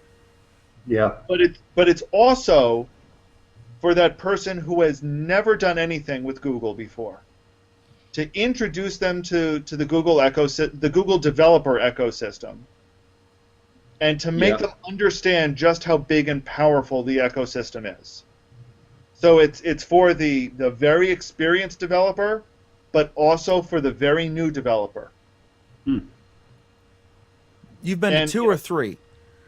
What was that, Dan? You've been to 2 or 3 of these? This will be my third event. Okay. So you're in. And I am going, to be clear. I am going. Okay. Kadeaus will pay you $12,000 for your ticket. As long as he says ecosystem. Absolutely. Here's the thing. I've looked at the program. I'm not thrilled with the program so far. There are a couple of events that seem interesting, and I'm helping in one of them. And it's a day shorter, though, too, this time around, right? It's a day shorter. So, yeah, they're cutting back. Is it $1 shorter as well, or is it the same cost? No, it's the same price. Well, that's good. But let's be honest here. We know the participants are going to get a watch out of it. Everyone knows this. Yeah. At least one watch. And no, I don't have any insider information on that, but I think it's pretty obvious to everybody. What's the cost for folks who don't know? It is $300 for students, $900 for everybody else. Oh my God, that's cheap. What's the definition of student? Yes. Yeah, in comparison to the other, what's Apple? I think Apple's is $1,200. Something like that. What's the definition of student? I enroll in a local community college course that I never attend, and I get saved $600, or is it I'm a full-time, or how does that work? You need to have a student ID. Well, or a university, or be a professor at an accredited university. We have a $10 million printing press, so I could probably come up with a student ID. If you've got an EDU address, maybe you can pull it off. I have that too. But you, Dan, should be applying for press credentials. If I had any desire to go, I could do that. Sure. Just go, Dan. I mean, there is value to going to a Super Bowl or the Mardi Gras, or to say I was at a presidential inaugural or Times Square in New Year's Eve. But once you've done it, it's a whole lot better to sit there and sip your iced tea or your beer or whatever you're into, and watch the host du jour on TV. Because you've been there, you've done that. But you could meet us if you came. Yeah. We're all on the West Coast. Here's the difference, Dan. And you guys, we can do Android Week. We can do Android Week in your hotel room. You guys are worth $300 in a fake ID. Absolutely. Okay, so we're done. He's on his way. I'm on the record saying that. They're worth $100 each, and a fake ID to hang out. Because Kadeaus can cook, right? That's No, actually my he secret can't. motivation. I can Hey. He can and will. Although Kadeaus is a classic example of there is little difference between he who cannot cook and he who will not cook. In the end, you Kadeaus still get no is the food. latter, but the effect is the For the same. record, I have started cooking again, guys. All right, so speaking So- of our next topics, any But the other point that you made though is, why would anybody go there? Part of the reason to go there isn't for the sessions. It's for everything that happens outside the sessions. They have what they call the sandbox. And in the sandbox, there are a bunch of other developers, companies that are using these technologies. There are the Google engineers that implemented these technologies. And you walk up and you talk to them. And you spend 15 minutes or half an hour talking to them. Most of the stuff that I've learned at I.O. hasn't been from the sessions. Yeah. Or where it has been from the sessions, it actually was from me talking to the presenter after the session. Mm-hmm. So the sessions are good and useful and valuable. They're also recorded, and you can watch them on YouTube later. I just think The that real there value comes from sitting around at lunch.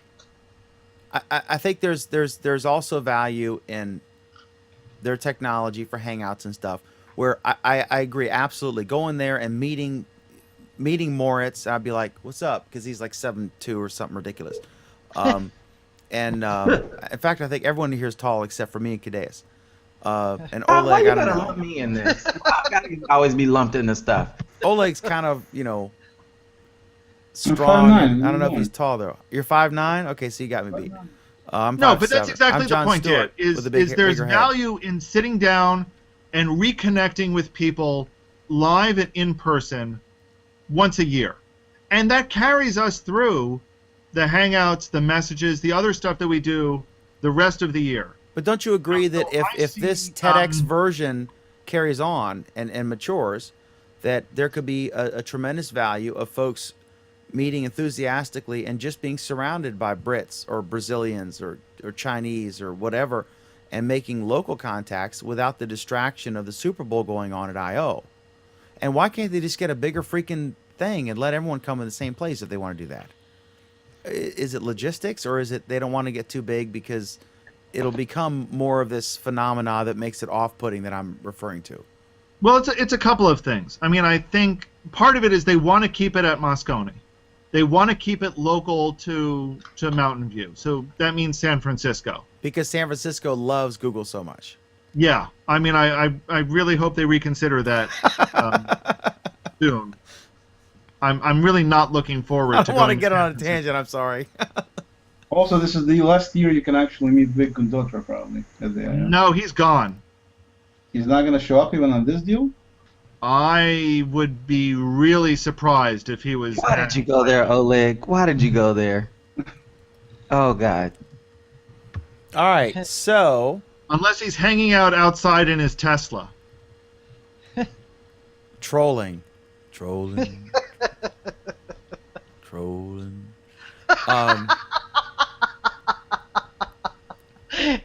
Dan needs some sleep. I'm on 2 hours sleep. Yeah. If you've ever wondered what sober drunk is like, just look at me. Because I am sober and on 2 hours sleep after an extremely stressful 48 hours. We had a problem with our paper. The power went out, so I couldn't print the papers. So I was up till 4:30 or 5 or whatever, and they got up at 7:30 a.m. and finished the got the paper to the printers 3 hours before the show, 3 or 4 hours before the show started. So I'm kind of a zombie, even more so than usual. Okay, so next up, So you forgot to feed the hamster? it was even worse than that. The guinea pig as well. Okay. They were pelletless. Okay, so anyway, Back to the point Alan was making about inputs and outputs again. Now that we're talking about pellets from guinea pigs. oh my god, it's weird. It's I don't know what's stranger, the eyeballs you had before or the beard, because you've always been Mr. Tall, clean-shaven dude with an awesome Yeah. twin sister. And asleep. You forgot the asleep part. I'm not asleep today at all. Is he before or after his power nap? Has he had his power nap yet? We can tell you're No. not asleep, Mike, from the eyes. You We're see? only on Right. we're only on like topic 4, so we must have a lot more show left. Holy Yeah, I got here early today. Okay. So have you told your story? Can we interject, Alan? No. Okay, so Well, this is a great time for Mike to interview. yeah. So let me give my brief background. Mike had appendicitis. Mike is he has a job where he travels to all kinds of really cool places and comes back with these really interesting observations. It's always interesting to see what someone from the Western side thinks of a an Asian or European country, and as it is equally interesting to hear a British person or an Asian person coming to the U.S. and what they think is crazy about us. Like they think we say, I forget the word, some phrase that irritates them. But anyway, it'll come to me in a minute. But anyway, so he was in Frankfurt, Germany, and you got appendicitis. And I remember my mom got sick, and we were in Athens, Greece, or Belgium, Brussels, Belgium. I forget which one at the time, because I've been like more countries I can name. And they flew her to Frankfurt because that was where the place to get treated was if you had a serious condition. So you lucked out, and instead of being like in the former East German, municipal hospital, you happen to be in Frankfurt. So tell us what happened, and you were incommunicado. I'm not sure which is worse, dying or not being able to tell anybody about it. You didn't know what was going on initially, I'm sure. You probably thought you were having a heart attack or something. But tell us the whole experience, what it was like in Frankfurt, and just kind of fill us in. If a tree falls in the forest and no one notices, did it actually make a noise? All your social media was for naught. That's right. Revenge of the print media. Well, it turns out that I have an exceptionally high tolerance for pain that impressed all the doctors in Germany. My appendix burst on Monday, and I waited 2 days and then got on a plane and went to Germany, all without knowing that my appendix had burst. I just knew that I didn't feel very good. And you got on a plane with a burst appendix? Oh my God. 2 days later. So I was really getting sick, not realizing what was wrong with me. I just thought I was sick. And that when you're sick, you just keep going until you aren't sick anymore. That's how life works. Or I guess until you die, which is the other option. Turns out that's also one of the choices that I didn't realize. When you end up feeling a lot worse. I did feel a lot worse. Yeah. And on the plane to Frankfurt, I asked the flight attendant or actually she suggested she could give me a plastic water bottle, a big one, that had been used up already. She filled it with hot water, and I used that as a hot water bottle on my abdomen. And I still didn't realize how sick I was, that something was seriously wrong. I got to Frankfurt. I rented a car. I drove an hour to the place where I was going to be staying. I stopped at a McDonald's to try to get Wi-Fi because, of course, I needed email. And I wanted to connect with my couch surfing host and get the directions to his house and everything. So I couldn't find him. I didn't have his phone number. I went on then to the main train station in Aschaffenburg and bought a cell phone, and then found my host's home and drove to his house. Took a 2-hour nap, and when I woke up, I still felt pretty bad. And he said, "I think we better get you to a hospital." And we did. I went to the emergency room, and within about an hour, they realized that I was in pretty bad shape, and they rushed me into surgery. So it was kind of bad. Now, did they say if you'd have done nothing, would you have survived? I mean, can people survive a burst appendix without doing anything? I mean, the doctor said if I had waited 2 more hours, I would have died. Oh my goodness! For the record, Charlie apparently went 4 days with his appendix busted before they realized that something was wrong. So I guess it's not as unheard of as. Now, who was that? Yeah, but you don't live through it. I mean, you can't just go out into the woods and pray or whatever. Charlie. No. You have to. It has to get fixed medically because otherwise you do die. Well, there are two other issues. Explain. They died. They died. Yes, because the appendix gets filled with bacteria, right? Poop. No bacteria. It doesn't get filled with poop. It gets filled with bacteria, and it bursts because it's so infected. And so all of that bacteria is now in a nice warm environment inside your abdominal cavity, right? And so it has lots and lots of room to continue to grow, and so that infection grows and grows and grows, and eventually you die of sepsis. It sounds like as nasty as operations can get. It sounds like this is up there. Pam, tell us, when I was a kid, and I've seen the same thing where someone was ill and they didn't know what it was. You can see this meningitis, although not for 4 days, and they're not really sure what it is. Lyme disease is notorious for this. But tell us exactly, what is the modern understanding of exactly what purpose the appendix originally served? Because as a kid, I was told in school that it was so we could digest raw meat, and then we learned to cook meat, and then we didn't need it anymore. But I don't know if that's a urban myth. And then after you explain what the appendix is, let Michael expound on that, since he's obviously become an instant expert. And I'm very curious how health insurance works when you're in a foreign country at a random hospital. Do you have like $1 million bill, or are you covered, or what? So Pam, begin with what is an appendix, and then Michael, who no longer has one but is still an expert, can you explain about the insurance thing, because that's a topic du jour. The appendix is a little vestigial organ that's between the small and the large intestine. It's about the size of your pinky. A normal person's pinky, probably a little smaller than mine. Current thought is that it basically is a repository for your gut bacteria. So in case something happens catastrophically to the flora inside your gut, this is a place where your gut can get some new bacteria to help digest and absorb nutrients.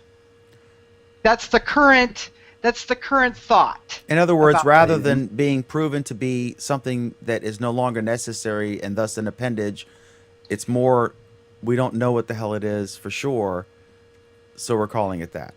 Yeah, you can live without it. You can absolutely live without it, but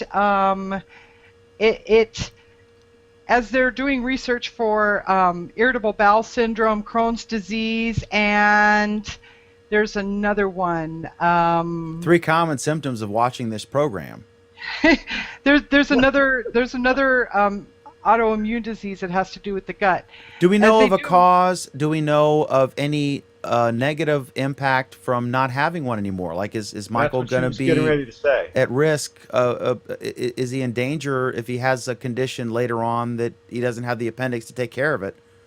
It sounds kind of a vague. I mean, talk about a vague. That's where she was going. Well, as they've done research on these diseases, they've determined that it does actually serve this purpose, and that the appendixes of people could contain pretty much the same soup mix, plus or minus some subspecies of bacteria, and that's what it's for. The good news is that there are a lot of options to replace gut flora. Probiotics. They can do poop replacement. They take poop. They take poop from people who have good gut bacteria, and they basically the work on fecal transplant is really interesting. Like when Sarik or Craig replaced me and Alan on the program, that's called poop replacement. So this is actually one of my pet research topics. I love to do the research on this because my nephew, by marriage, has one of these conditions, and so I keep up on the research. So what happens is that currently what they do is they do massive doses of antibiotics and massive doses of steroids. Well, that is very harmful to the body, and it takes an autoimmune disease and it makes it worse. So what they're studying now is fecal transplant, where they make sure that the poop has no harmful pathological, horrible bacteria, but it has the good bacteria, and they just put it up there, and it repopulates the gut, and it's actually has some amazing effects. It is actually working really, really well, and hopefully they'll quit harming the people who have these horrible diseases even worse. I mean, they're taking huge amounts of these people's intestines and removing them forever. I mean, the surgery that they do. Should Michael have this procedure done now? Well, I think Michael. I think they probably gave Michael such a massive dose of antibiotics that he probably should do something. Yeah, that's my point. That's my point. Yogurt enemas or something. At the risk bacteria now. At the risk of encouraging TechCrunch to call to review this program and call it Google Poop Week, I do admit I find it hilarious the words which Pam chooses to censor. I just find that's true. That's funny. So real quick, before we go to Michael to tell us about the insurance aspect of this and how that worked, I think we got a couple comments or questions. Kadeaus and Alan first. Kadeaus, go ahead. You had yours first, and then Alan, and then we'll go to the insurance question on Michael Ellis, who is Kevin one Bryan organ shy of a full load. Kevin Bryan says that Michael Ellis needed more Wi-Fi more than he needed treatment for his busted appendix. That's definitely the story of the year. That was what they were talking about, right? Yeah, and then Cy came back and said if Michael Ellis could turn his googly eyes back on while he talks about his appendix. His wonderful twin sister, Diane, she said he's in a foreign country with a burst appendix and he could die, but he can't communicate with any of you, so he's asked me to be his conduit so he can maintain communications on the social network. Alan, what's your thing there? Yeah, we had Cy, who was focusing on the medical implications here. They do gloss it over in the. And then finally Kevin saying, finally Pam gets to drop some science on people. Booyah! Word. Just so you know, Cy is not just a fantastic computer expert. He is also a science expert, and he knows way more than I do about a lot of things. And he would probably dispute your scientific terminology of poop. Yeah, you might have a dispute. I try to just keep the language plain, because if I try to go for the big Latin words or whatever, I will end up mixing the two. Start using the common poop, and then so I just stick with the. Dan, I mean, I've heard about fecal transplants on actual reputable news organizations. Oh yeah, I'm not making it up. No, she's not. She's not. What I wanted to know though, Dan, is are you going to feature this in your next newspaper? Absolutely, and I'm just making a mental note because I don't have a pen, but I'm making a note here to remind Craig to immediately get the domains googlepoop.com and googlepoopweek.com, because they will be worth their weight in poop. I wouldn't doubt if they're probably already taken. All right, so Michael Ellis, I'm just curious, what's it like, the actual financial, because this was not a $50 operation here. What was this like? What does it cost to have your appendix out? How did the insurance thing work? Was it seamless, or was it like a nightmare? And how do you deal with this when you're like dying, right? Or you don't even, I mean, I'm sure there's a point where you didn't know what the hell was wrong. You probably thought you were dying of a stroke or heart attack or whatever. Describe what it was like. Yeah. What was the fear like? I'm just curious. I'm a tabloid publisher, so I have to ask these questions. But before you knew what it was, what did you think it was? What stages of what you thought it was? Can you describe that? And then tell us about the insurance thing, what that was like, the paying for this. Before you answer, Michael, I've got some good news for you, Dan. GooglePoopWeek.com is available. Not for long, because Craig has his finger. What on the about trigger. GooglePoop.com? GooglePoop.com is taken. By TechCrunch.com, I'm sure. Or the Wall Street Journal, either one. Take your pick. Yeah, probably. No, it appears to be taken by some guy named some person first named I have to Lisa Johnson, who does internet consulting. I have their phone number if you'd like. We should probably get Google Poop Live. That would be more exciting. Oh my God. Google Poop Week is still available, kids. We'll lease it. We could just call it Poogle. You know, we already have like Poogle posts, so let's just do Poop and Google together. Poople. Maybe it's a I bet Google Poop is a straw man guy for Microsoft. I'll lay $5 on that. Google.com is already taken. Sorry, Pam. $5, baby. Okay, so Michael Ellis, what was it like? Google.tips is available, however. What is it? Google Piss? Google.tips. Google P? Google. Poop is taken. Google.tips.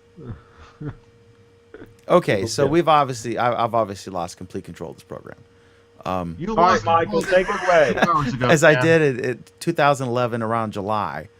Okay, so so Michael Ellis, what was it like when you were in the transition period between you knew you were ill and then you knew you were seriously ill, you didn't know what it was, and then you may not have even known about what it was like to go through this. I imagine you didn't. You certainly know more now. And then tell us about the insurance aspect. I'm just curious, being in a foreign country in a strange hospital and like you're going to die if you don't do it right now and sign here and you're like, oh my God. Yeah.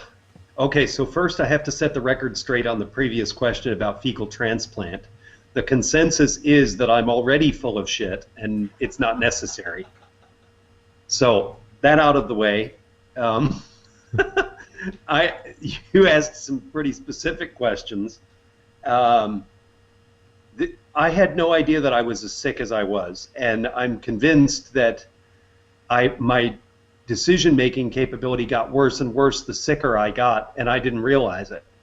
So when I kept making choices to keep going, I should have long before then realized something was seriously wrong and done something about it. I was in the States when my appendix burst. The doctor described to me exactly when it happened. I was in a coffee shop having coffee with a realtor friend of mine, and I suddenly felt nauseous, and I mean, I had already felt bad all weekend, and I felt nauseous, and I went to the bathroom like I was going to throw up, and then I didn't throw up, and suddenly I felt better, and he said, the doctor said, that's when your appendix burst. Is burst the right term? Burst conjures up an image of a, right? Was it that, or was it like a little cut and then some seepage and then it grew and grew and grew? I mean, how does it? Because if it was a burst, I'm thinking like you'd be like an aneurysm. You know what I mean? Flat on the ground. So explain that. Dan, the word that I was quoted by the doctor was zerbrochen, and I translate that as burst. So I believe that that's the correct translation. Because that is the common terminology for sure, but I'm wondering if that is correct from a layman's perspective, because burst implies a sudden. All of the medical discussions were held. Evacuation of poop is the common medical term, I think. Yeah, all of the medical discussions were held with me in German, so this entire experience was done with me all in German. So needless to say, my desire to practice my German really came to fruition in this experience. I got a lot of practice in. And I learned a whole lot of vocabulary that I didn't know I was going to learn when I went. I went to this, I had, many years ago, I was an exchange student in high school, and my host parents gave me a book called Deutsche Städte, which was a German cities book about, and it was from like the German equivalent of the AAA. They gave me this book, and in it was a description of a city called Aschaffenburg that I decided I really wanted to see. So all these years later, now it's 30 years later, I've never been to this place, and I decided I was going to go there for my vacation. Few days for vacation, and then a couple days for work in a part of Germany in the Black Forest. And when I got there, by the time I got there, I was so sick, as I already described. And I went to the emergency room, and I sat there for an hour. When they realized how sick I was, they rushed me straight into surgery. You know, you asked about insurance, and I have no idea exactly how it works. They asked me to sign papers. They were all in German. I read them to the extent that I could understand them. I tried to understand them, and most of them I could, but generally I just signed what they told me to sign. Because I know how it works in the U.S. If you say, I can't sign this paper, then they don't treat you for whatever's killing you. So not signing the papers is not actually an option if you decide you want to live till tomorrow. Even if you ask, like, what does this test you're recommending cost? And the doctor will say, I have no idea. Yeah, but no, sign here or you might die. I mean, what are you going to do? You know, they got you by the short and curlies, right? Did you find your experience there was, I imagine you've been treated for something, you know, broken arm as a kid or whatever. My experience being treated, you know, being an ADHD kid, multiple broken bones, almost drowning, you know, being almost kidnapped by a guy, I mean, crazy stuff. I found all as a child, I found that hospitals are hospitals, and that typically the staff is actually concerned with treating you, and that's why they do that job. I mean, who would sit there and literally shovel out poop from you unless they cared about you, right? I don't care what it pays. So I found that experience dealing with the people there is pretty similar. Did you find the same thing, and did you find the actual system? Although maybe you haven't really gotten the impact. I mean, you haven't gotten a bill or something that your insurance is going to pay for it. I imagine you're on a business trip, right? So your employees going to pay for it, but through your insurance plan. But did you find that the hospital experience itself is dramatically different from what you experienced before, and that whole deal? I've had surgery in the U.S. before also, and actually several times, and I thought the experience in Germany was really excellent. I mean, I'm not suggesting it was better than I had in the U.S. I had great care in the U.S., never had any complaints. My care here was excellent. But it was also excellent in Germany. My cousin posted something to me on Facebook that said, you hit the medical lottery by having this happen in Germany because they have one of the best medical systems in the world. And I can see that. But Dan, what you said about the healthcare workers was exactly true. They were phenomenal. They were there to care for me. They do a horrible job, my view. They do a horrible job that's difficult and sometimes dirty and often thankless, and they're wonderful, all of them.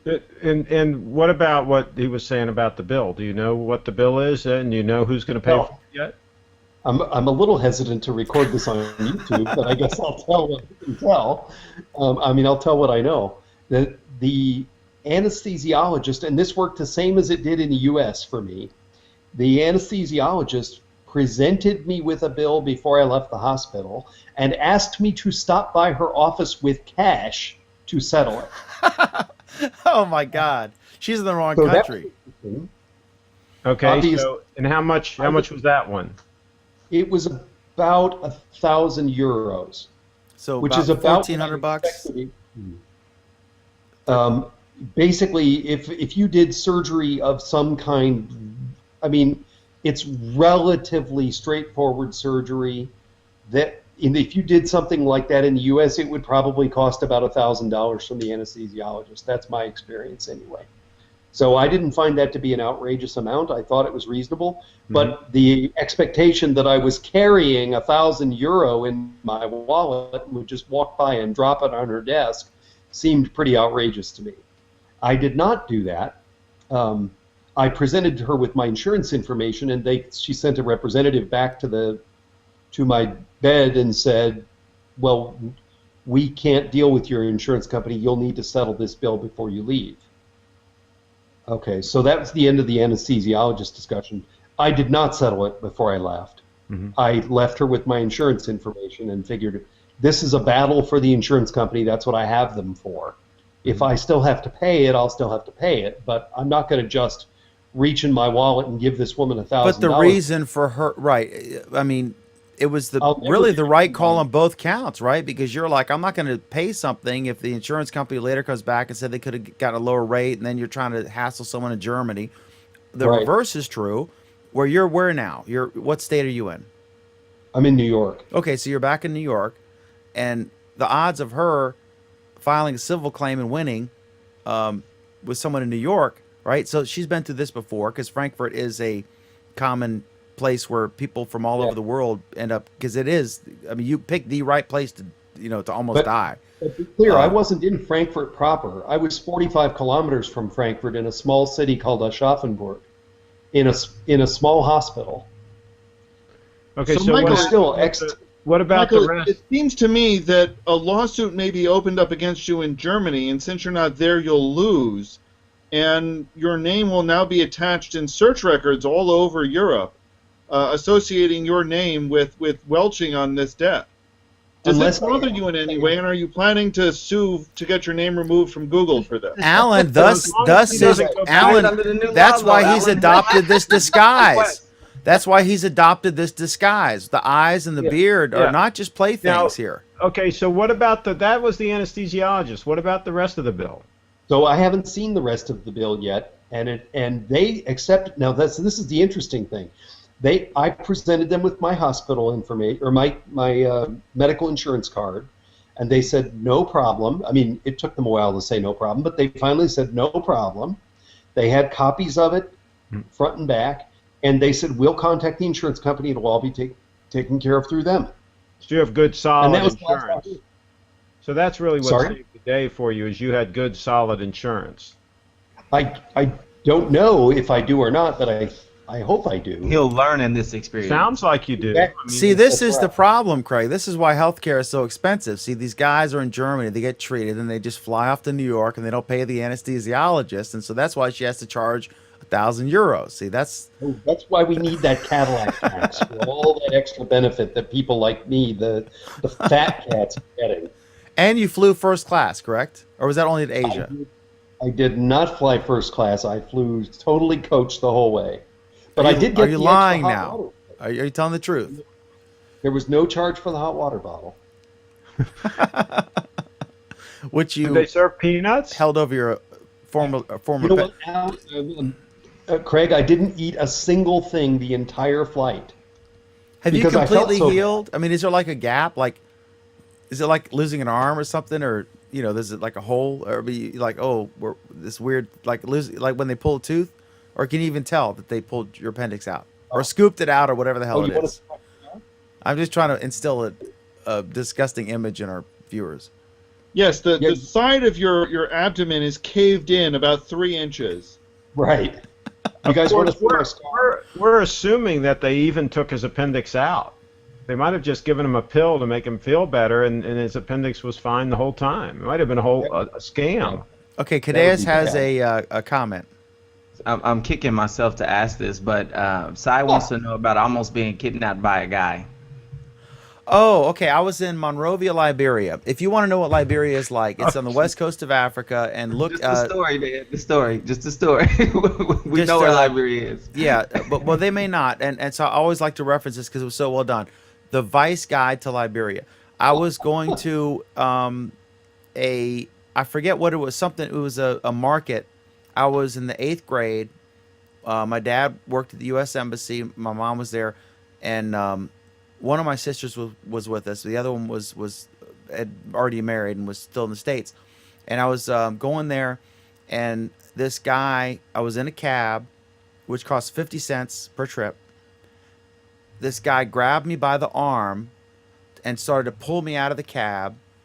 And then there was like this thing, and then the driver, I was like traumatized by it, but this was actually just a throw in on my medical thing, because I've almost drowned in Liberia as well. But the guy started to drag me out of the cab. I don't know if he wanted to rob me, kidnap me, eat me, or whatever. But he was like a really scary looking dude. I was almost pissing myself. And the driver, I don't know why, if he was just a good guy, or if I hadn't paid him yet, or whatever it was. He didn't let the other guy have me, and so then because it was like 95 degrees every day in Liberia, 90% humidity. So then I rolled the window where back did this up. happen? This is on the western coast of Africa in Monrovia, Liberia. Okay. And I've seen like crazy stuff. I mean, there's an early episode of Google Plus Week where I go into all that. I think Oleg interviewed me for a while, and I talked about all this stuff. But I saw people beat to. This is some area close to where I saw someone literally beat to death for shoplifting. They would immediately kill you if they caught you shoplifting, and a mob would.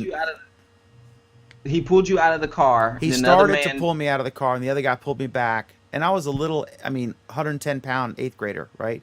I was about Charlie's size. I'm 5'7", right? And I was probably 5'5" then. I don't know whatever you are in the 8th grade compared to now. I'm a little guy, even though I appear menacing and in control of this program. But yeah, so that happened, and it was one of those things you don't appreciate how scary it was when you're a kid, because you're at that immortal age where nothing will happen to me. And then later in life, you realize, wow, that could have gone sour. But here I am, so it all worked out. But yeah, Monrovia, Liberia, we were there in between coups.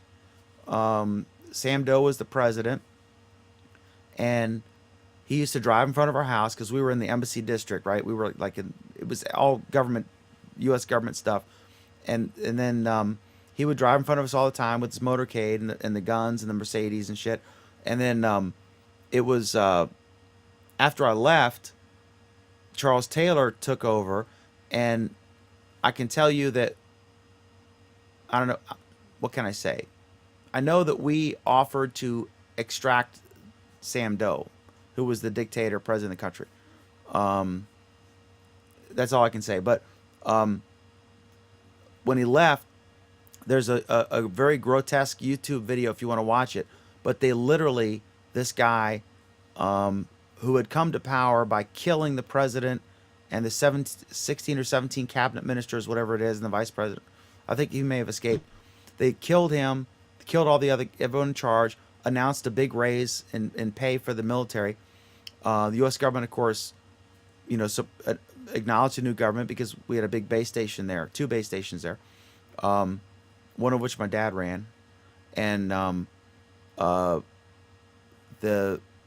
when he got killed, it's on YouTube.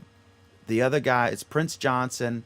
They're drinking Budweiser, warm Bud in a can, and they have a machete, and they're torturing him on YouTube, and they literally it's bad. And this guy used to drive in front of my house, and I like I said, it's the most violent thing I've ever seen, that country. But I had great friends there. It's weird. It's like when they say if you grow up poor, you don't know any different, or if you grow up like we did in India, when I didn't think it was unusual to have to stir my cereal up as a little kid to scoop off the bugs before you ate the cereal.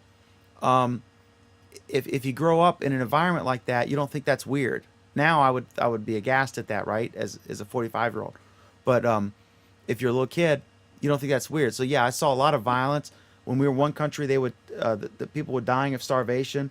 Women would break their kids' limbs, and I'm trying not to get emotional. Women would break their kids' limbs because the beggars, as beggars, they could get more money. They would display their disfigured child and give me money to eat, and they would literally disfigure their own children.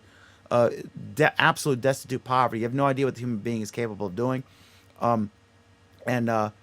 They will literally, just like in the Wild West, stealing a horse was tantamount to killing someone, because if without their horse, they were trapped in the desert. So horse thieves were killed and hanged on the spot.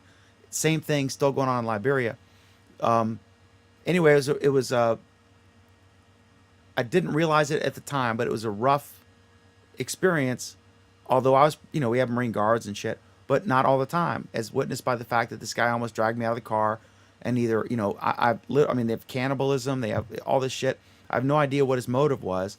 Imagine it was financial, whatever. But anyway, that's that. So yeah, someone tried to grab me out of a car, and the cab driver stopped it, and here I am. And I have no idea what would have happened otherwise. And I didn't think about it then, but now so a bunch of shit happened. Okay, so next up, what's up, Alan? Well, first of all, I would like to point out that this topic on Mike Ellis nearly dying and you nearly being kidnapped has run longer than either the net neutrality topic or the EU privacy topic.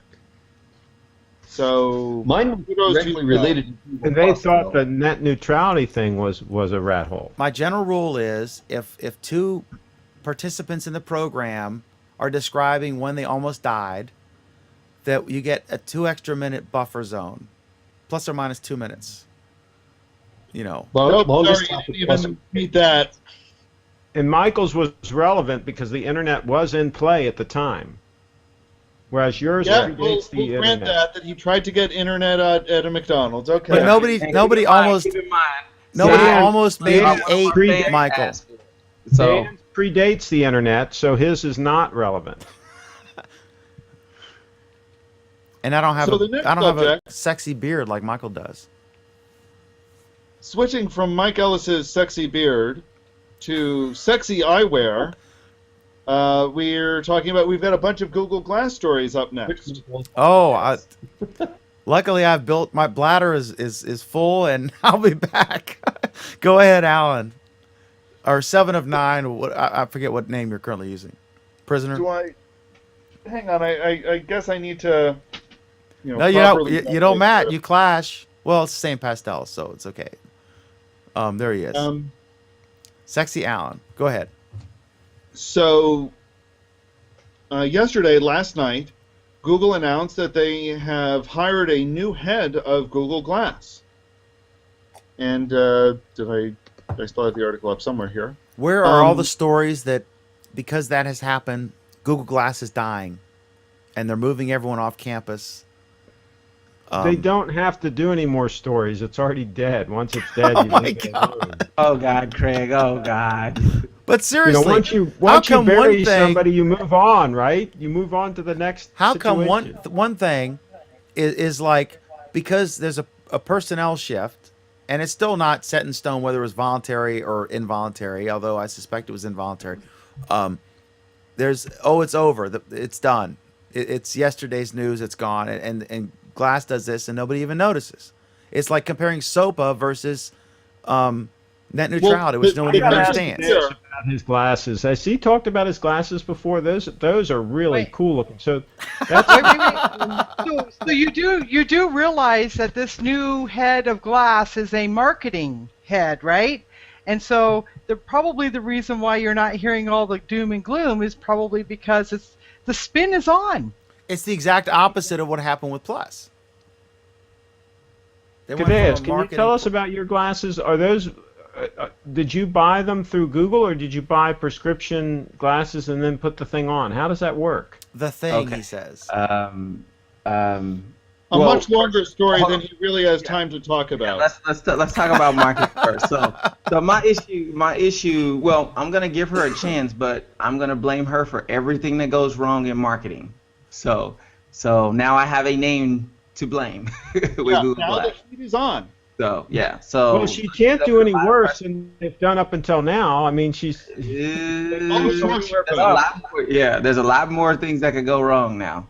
So because I have high expectations for this product and high expectations for the presentation of this product and the marketing of What this. could they do worse than they've already done? What could they do worse? So many more things. So what I'm hoping is that she gets in there and she thinks like me and she gets things done and she doesn't make these weird videos that confuse people and the whole nine Well, yards. they better hire you and have you do it, because I can tell you right now they're not going to do it.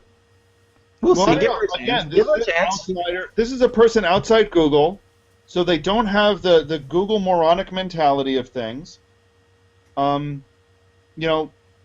This is a person who understands aspects of the eyewear industry because she's been involved in it. This is a person who's been involved in fashion because she's been involved in aspects of that. This is still a technology person, so she's not totally ignorant of technology. What Alan's saying is that she has no room for error. They better bring Kadeaus in. I'm telling you, if they want to save the freaking day, they better bring him in, and I'm talking do it now. You know, I think, you know, everyone is using this as an example, and some of the other things that we'll be talking about in this segment as an example, saying, you know, Glass is imminently posed to be released to the public. The consumer edition is going to be out imminently. Tomorrow, not really. And I think I that doubt it's even ready. But it's a long. It's. Pardon me while I point out that. Plan. Pardon me I'd while say I it's a point year out and that a I half have in the out. past said that Glass has an image problem that Google is not appropriately addressing, and pardon me while I'm not shocked that they got a talented marketing female who fits none of the stereotypical images associated with Glass and put her in charge. I just want to throw that out there. The problem is that the product is. No, hang on a second, Craig, hang on. Hang on, I was trolling Alan, so he has to respond. Because, you know, he tripped over his own feet again. Yes, it meets none of the stereotypical images of Glass. The problem is nothing else they've done so far have met the stereotypical images of Glass either. One needs not look any further than Robert Scoble. He's recently thrown Glass under the bus. I mean, if they Scoble can't lives even under the keep bus. Who the freak cares about Scoble? if they can't even keep their biggest early fanboys on board, then how are they going to get other people? Well, see, the problem with Scoble is that he got involved with it, and he's not really developing anything. He's waiting for development. So somebody getting into that. The problem with Scoble is he has an attention span shorter than Dan's. Guys, and the bottom line is, guys, I know, guys, and so he. Guys, I know Robert, and we don't talk about future Well, guests. no. I think that if Robert thought that it was a potential quality guests product, when- he would be sticking with it, and he would say as much. I think he thinks it falls short on a lot of levels, and Exactly, because he turned got away from it. And that's not a good thing for Google. No, the problem with Scoble is that he really doesn't look much further beyond his nose. If it doesn't do it for him this instant, he doesn't care. He moves on. And that's good. That's a good expectation. I mean, we want things to work. Well, it's a good expectation for a product that's been released. The product hasn't been released. Didn't they just go public and sell it to anybody now for $1,500? That's still not released. They've made It's it very literally clear. the world's most expensive pair of glasses, and anyone can buy it now, right? Didn't they It's expand? not the world's most expensive pair of glasses. It's not. No, it's not. Not even the world's most expensive pair of frames. Didn't they just open it up to anybody can get it? Well, yeah. Since we're moving on into the next story, yeah, that's exactly what happened. How can it not be in public release if Because it's anyone? beta. Okay, They still say but to beta. say it's not in public release at the same time, anybody in the public can buy it at an It's extremely open beta, premium but it's price not a point. consumer- It's not a consumer version. Okay, but that's different from it's not public. It It- was a the- quiet. okay, It was a private Google's insider exact thing. Then phrasing- it was a little wider, and then they did the Google's thing. exact phrasing is that this is an open beta, but that this still is part of the Explorer program. This is not the consumer edition. But to say that it's not And that's the public is thing. a misnomer, I think, is Well, what Dan, my that's point was. that's But I get your point. So we'll agree to move on. I was right. Alan was the other thing. If by right you mean tilting in one direction, maybe. Because I am leaning on my left at the moment. Trolling. Go ahead, Alan. I'm sorry. No, again, I don't want since to we're diminish moving the on to high next quality of subject- our rhetoric on this program. Since we're moving on to the next subject for some mysterious reason, I didn't mean to do that. I haven't seen the next subject. I'm on 2 hours sleep. I have no idea. because I mean, as I didn't usual, remember Dan any of this doesn't pay program. attention to the show. Huh?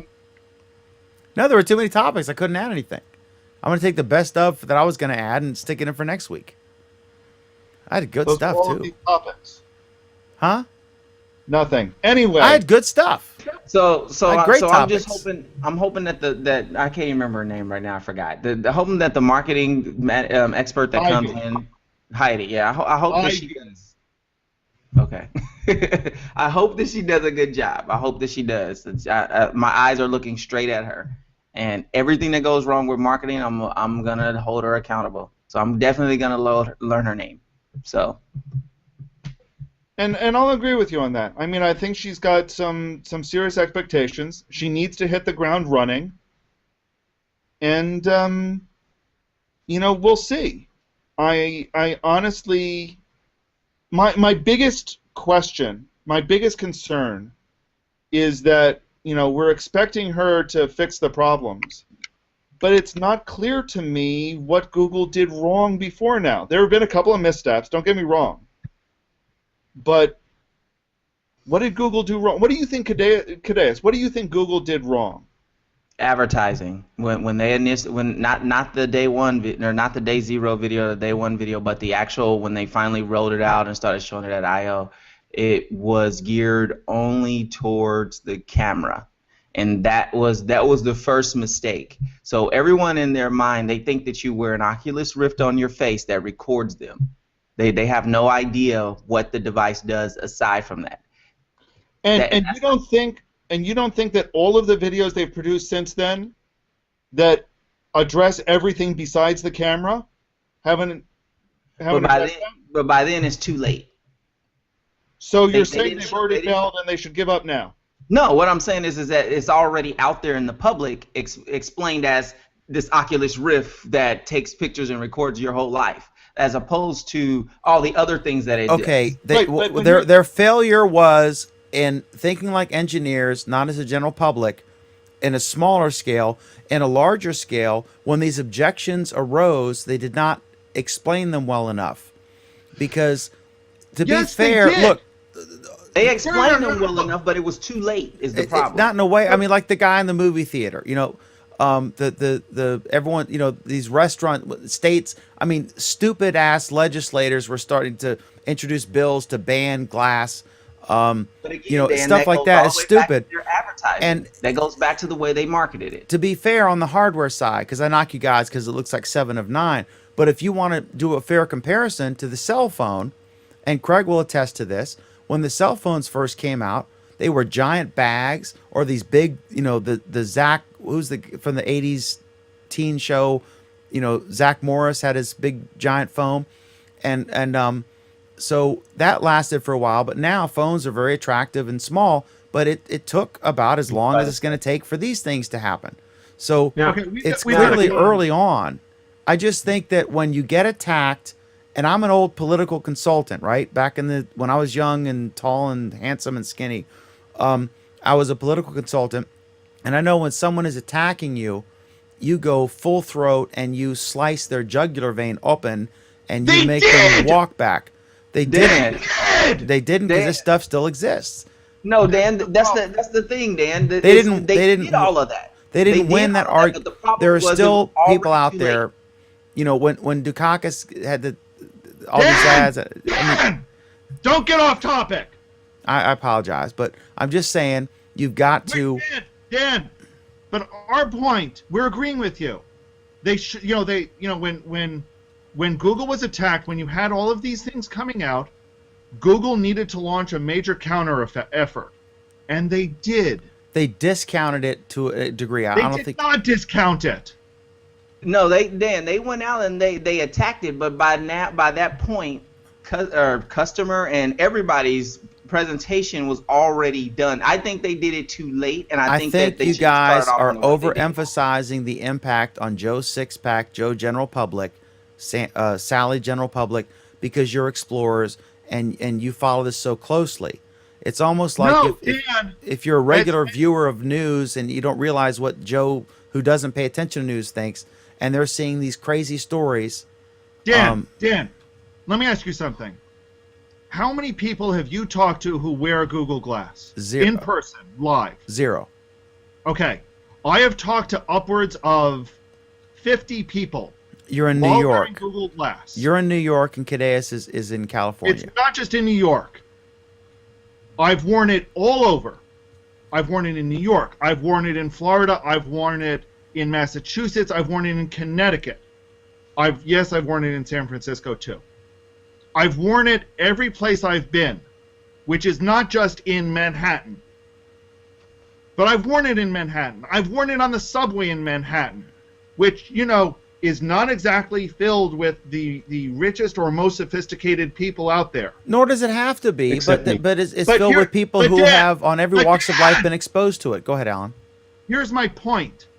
I've run into a wide variety of people, ranging from the person that operates a dry cleaning store in my town to some random guy who was breakdancing on the subway. All of them reacted with interest and with at least some basic knowledge of what glass was. None of which matters because none of those interactions made the news. And I'm just I'm criticizing No. their handling of the criticisms. No, Dan, you made if that makes you've made sense. two comments. Dan, you said two things. Okay? You said that Google did not handle the criticism that was thrown at them. And I pointed out that Kadeaus and I pointed out that they did. You've also said that it doesn't matter to the Joe Sixpack because, they don't care. And I'm saying it does matter to them because for everybody outside of San Francisco, when they actually learn about Google Glass, they react favorably to it. It's only in that nutcase location of San Francisco when people where actually they go after you with rocks. Right, so when people actually learned that Betamax was actually way better than VHS, because they were right, they won, but they didn't. And just because the people who actually physically experience glass like it and are impressed by it does not mean that the majority of morons who watch like television broadcast news and hear The majority other of morons who watch television broadcast news have a favorable impression of glass. You want to know who the morons are that don't have a favorable impression of glass? It's the people in San Francisco who can't seem to figure out what the fuck they're doing with their own damn city. Everyone else in the country likes glass. especially when it's worn by occupants of the Google buses and the Apple buses. Alan, they might like glass, but glass has a lot of issues. Glass has a lot of issues. What's the issues that they Look, have? look, hang on, Craig. No one is disputing glass as revolutionary technology. And the dig against the physical thing that I do, mainly for, just to troll you guys, I recognize this is the equivalent of the large phone. But the phone will get smaller and it will get bigger, it'll evolve and become mainstream. But at this point, glass looks like Zach Morris on, what's that damn show's name? Saved by the Bell. Saved by the Bell. I like my, I wish I could credit the person. He said, I like my technology to be subtle.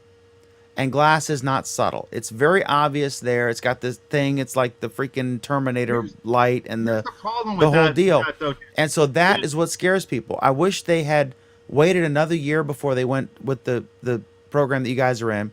I wish people were more educated about it. So the hardware, I don't fault Google because it's early.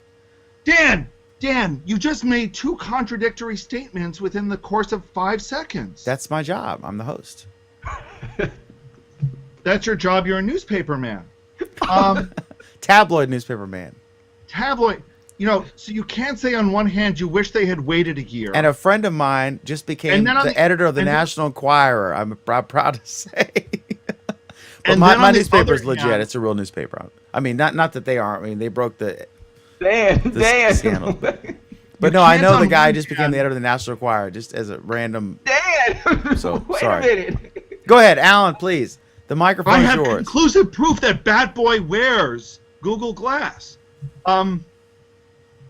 You can't say on one hand that they should have waited a year for the Explorer program, and then on the other hand say that they should have done more education.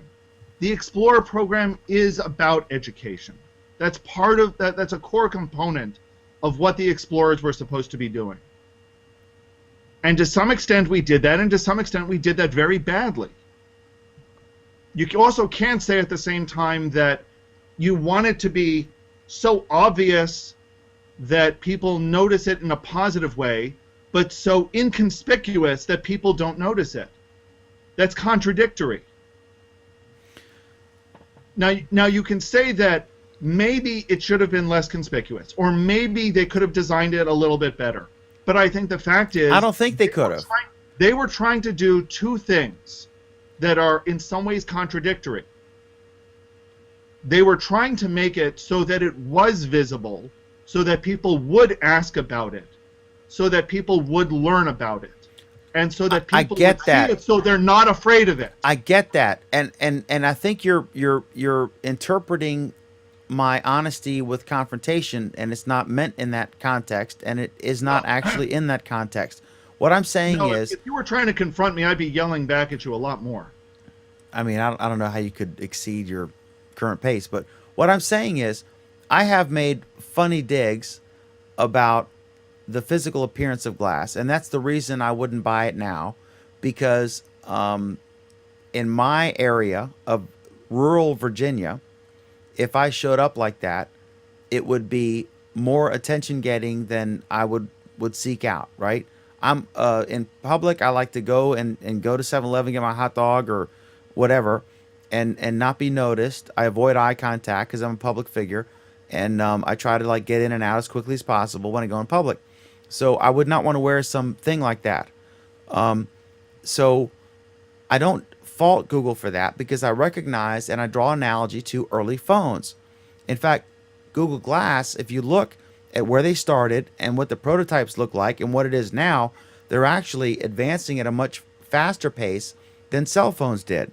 And Craig should weigh in on this issue, because he was a very, very early adopter of cell phones when they were gigantic appendages. And he was actually, it's an interesting story, he was paid by a news organization just to use his phone. But the argument I'm making is that when people who are uninformed about the technology, and I understand it, I don't find it threatening in any way. But I'm a shy guy. I have no jewelry on.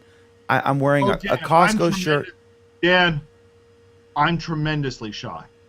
But I go out of my way to avoid attention. But you're in a more urban environment that is more accepting to something like that. In my case, close. It's not. Not even close. I'm in an incredibly conservative portion. We're having a minor dispute on that aspect. The real issue is, and then I'm going to go to Craig right after this. The real issue is that when you're criticized by morons who don't know, like the people who arrested the guy who was just wearing it in the movie theater. Now, while on the one hand you can argue maybe he shouldn't have worn glass in the theater because it looks like he's recording something and there's a known issue with piracy, so that was kind of a dumb call. But on the other hand, if you actually knew about it, you could not you would melt your face off if you recorded a 2-hour movie. Back up a second. And they don't respond quick enough to this. If someone attacked GE or Ford or Geico with the same kind of attacks that Google Glass has gotten, you could bet your ass they would do a better job defending themselves more quickly and more forcefully than Google has done. That's my major point. Craig Ship. Dan, so getting back to the analogy on the phone, yes, I had one of the first cell phones, right? And everybody that I ran into going into a bar or wherever I was going, they were just thought it was the coolest thing. They wanted to hold it. They wanted to touch it, right? They'd never seen anything like it. There were no phones, wireless phones in houses at the time, right? Of course, they didn't have a camera. Okay. That's the big objection. My point is, I guarantee you that the people that have glass are the same thing, that everybody thinks it's cool. They probably want to try it on. They probably ask Alan, can I touch them, right? They don't think it's creepy. They don't think it's it's any of the things that the so-called media are saying. See, they like to sensationalize things. So if there's one theater where somebody has a problem and somebody gets thrown out or whatever, they're going to make a big story out of it, right? They're not going to talk about the hundreds of times that somebody might have gone into the theater and had a great experience and people said it's fine, right? Exactly. So they're going to single out the negative story. And that's exactly why the theater would do that, to get the attention, because he's going to get more attention to his business. But and I acknowledge all that. My thing is, other businesses would be more skilled at responding to that and dealing with that in a professional PR manner and poo-pooing that stuff as the ridiculous thing it is, as opposed to Google, which says, well, we're not going to respond. You know, how do you deny No, a Google non-existent thing? responded. I mean, I've seen story after story, Alan. I'm just saying. Yeah, but when All right. So we have a comment. nobody's going to No, report no, their hang response. on. Maybe Dan. I've missed the Albuquerque Journal post that it's in your Google Glass Explorer forums. I'm just saying that I've watched like the new You watched story Michael after and story Kelly. from TechCrunch, Huh? and we already talked about how we feel about TechCrunch, right? Ad nauseum, indeed. Yes, acknowledged. Okay, that's Conceded. what you're focusing on.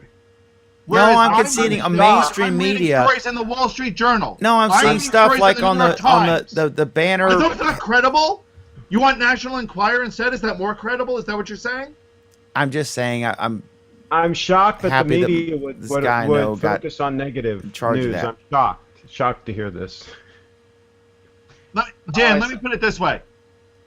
About a quarter of the people who stop me and ask about glass say that they first saw glass on Good Morning America. That not big enough for you? Okay. Here's the deal, Dan. Here's the deal. The media will attack any technology any chance they get. They've attacked Apple many times, right? The only way that a technology manufacturer can survive those kinds of attacks is to simply make a product that is so good that the attacks bounce off, that it's basically bulletproof. So what Google needs to do is they need to focus on getting rid of all the quibbles and issues and so on and so forth. That's not a fair analogy, Craig. I mean, this is glass isn't. Glass is truly in the Zach Morris mode right now. It's not. It's gonna. This is not a 6-month project. It's not fair to make that analogy that they could just. No, Craig's right. Craig's right in this, Dan. Only because if and this is why I say because of the way it's been hyped up, they needed to just go ahead and let anybody be able to buy it at this point. That's the reason why. Is because of the fact that there's been so much bad PR and everybody wants to get their hands on it. And then once they get their hands on it, then all this mess that the news is talking about, people will just turn it off because they have it at home and they know it's not being used the way the news is claiming it's being used. So yeah, Craig's right in that sense that if once the product is so good and it's released, then it cuts down on all that. And I've been saying that the whole time. Like, it's so screwed up to the point that it just needs to be released to everybody, which is what they did in this story. That's exactly what they did. They said, okay, now anybody can buy it. It's just like now everybody is bad-mouthing self-driving cars, right? Exactly. Everybody's attacking self-driving cars. But once they're proven and they're great and all that and we all want them, then all of a sudden they'll be fine. And using that as an example, as soon as that self-driving car picks somebody drunk up and takes them home, instead of them driving and killing the kid, then it's over with. There's no more discussion. Doesn't matter how bad the news we said. all agree on that. Right, and right. That's their motivation for this. That's exactly the motivation for this. Now, Captain Euro had a comment. He said, sorry, but he doesn't feel the urge to spend $1,500 on something that'll help him find his car or tell him where he is. And that's fine. This is not the product for you to buy currently. This is, again, it's a beta product. Just like if you were wanting to build software for an Xbox, to get the beta version of the Xbox One is $10,000. It's going to cost. Go ahead. Kadeaus, Captain Euro has a point, and I think this is my personal biggest problem with Google Glass right now, is that there's no real strong, compelling reason for most people to get glass. And when you try to explain to them why, it's difficult for them to understand it. The best thing we can do at this point is go to analogy. And yeah, go pull up Kevin Bryan's other quote that addresses that as well, because that was another good one. That wasn't the one I was thinking of, but okay. I was thinking of yes, that one. Go read it. Kadeaus, you're muted. I was just saying all that. What Google did wrong, Google explained what Google Glass is, but it didn't emote to the people what Google Glass is. Okay. And I think he's got a germ of a point there, but I'm not entirely sure that's true. If you look at the commercials that Google has released on Glass, it tries to do that. It's a really, really tough thing, though, to get across. I mean, you look at their, not their original video, but the video they did just before the If I Had Glass. It did try to bring out that sense of emotion of being in the moment and still being able to do things. And if you notice how that video was put together was great. That video did everything. It showed you all the things that it was concept, but it showed you all the videos of what they were planning on doing. No, that one was actually pretty close to real. Yeah, for the most part. But like it's saying, the subway's closed, or here's the map of the inside. No, not that one. Oh, okay, not that one. I mean the one that they did, the one with the trapeze artists. And no, that's the one that I criticized. That's the one that I criticized because if you actually watch it, it's take a picture, record a video, do a video hangout, maybe a text message. Take a picture, record a video, do a video hangout, maybe a text message. Oh, 2 minutes is up. That's not our commercials ended. Like that's not. They didn't show all the features. That was about all the features that there were at the time. Alan, can you repeat? You said that one criticism you had, or one of the criticisms you had about Glass was that people didn't what? People didn't grasp what the compelling reason is behind Glass. Can I draw an analogy to another Google product? No, because I know which one it is, and I use that phrase all the time for Google Plus. No. Oh, which I was one going to say Google Fiber, because this is a big problem that they've had. That to any of us, if fiber rolled out to our neighborhood, we absolutely would sign up sight unseen. Yes. But to the average consumer, who is talking to their kid on Facebook, using email, browsing the web, still need internet. They don't have a compelling interest to switch from the thing that shows the stupid TV shows that they watch and gives them the slow internet, which is adequate for their needs. They can kind of watch Netflix, and then all of a sudden there's this other thing, but then I can't use, I don't have all the TV channels I have. Maybe I have a Comcast phone. Maybe I have a Verizon, whatever. But keep in mind, Dan, that's also another beta product. It's not a completely done I'm product. Just saying, correct. I agree with you. But at some point, like everybody has these high expectations for beta, but Google could actually pull the apple and keep everything in house until it's ready. Or they could pull the product like they did with Reader. At some point, I would like it if Google came out with a fucking product. I'm just saying that there is a legitimate objection to the average consumer. Now, like I said, I'm a huge fan. I would like, oh my God, if they came locally to me. But I'm just acknowledging the problems they've had. Because with the average consumer, they're happy with what, go ahead, Craig. One of the problems is it was overpriced. They could have a cheaper tier for the person who doesn't care about having the high-speed internet.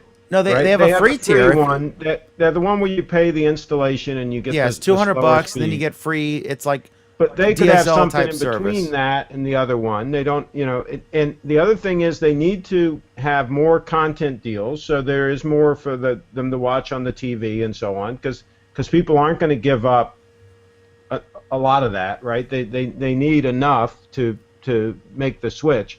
But the point is they shouldn't have to get everybody to make money. I mean, they don't need to get every house. They still should be able to make money, even if they signed up 1 in 10 houses. So let me get to one more, or how many more comments did I choose? Okay, we talked about that. One more comment. He had a lot of good ones. I just want to say Kevin Bryan made some really excellent points. Yeah, he did. As often he does, yes. The last one, Asai was asking me about my glasses. I actually reached out to Gunnar on, I want to say, 15 to 20 different occasions and tried to get them to do something for me, and they wouldn't. So I had to have something personally patented and built for Gunnar, or similar to Gunnar. So that's what these are.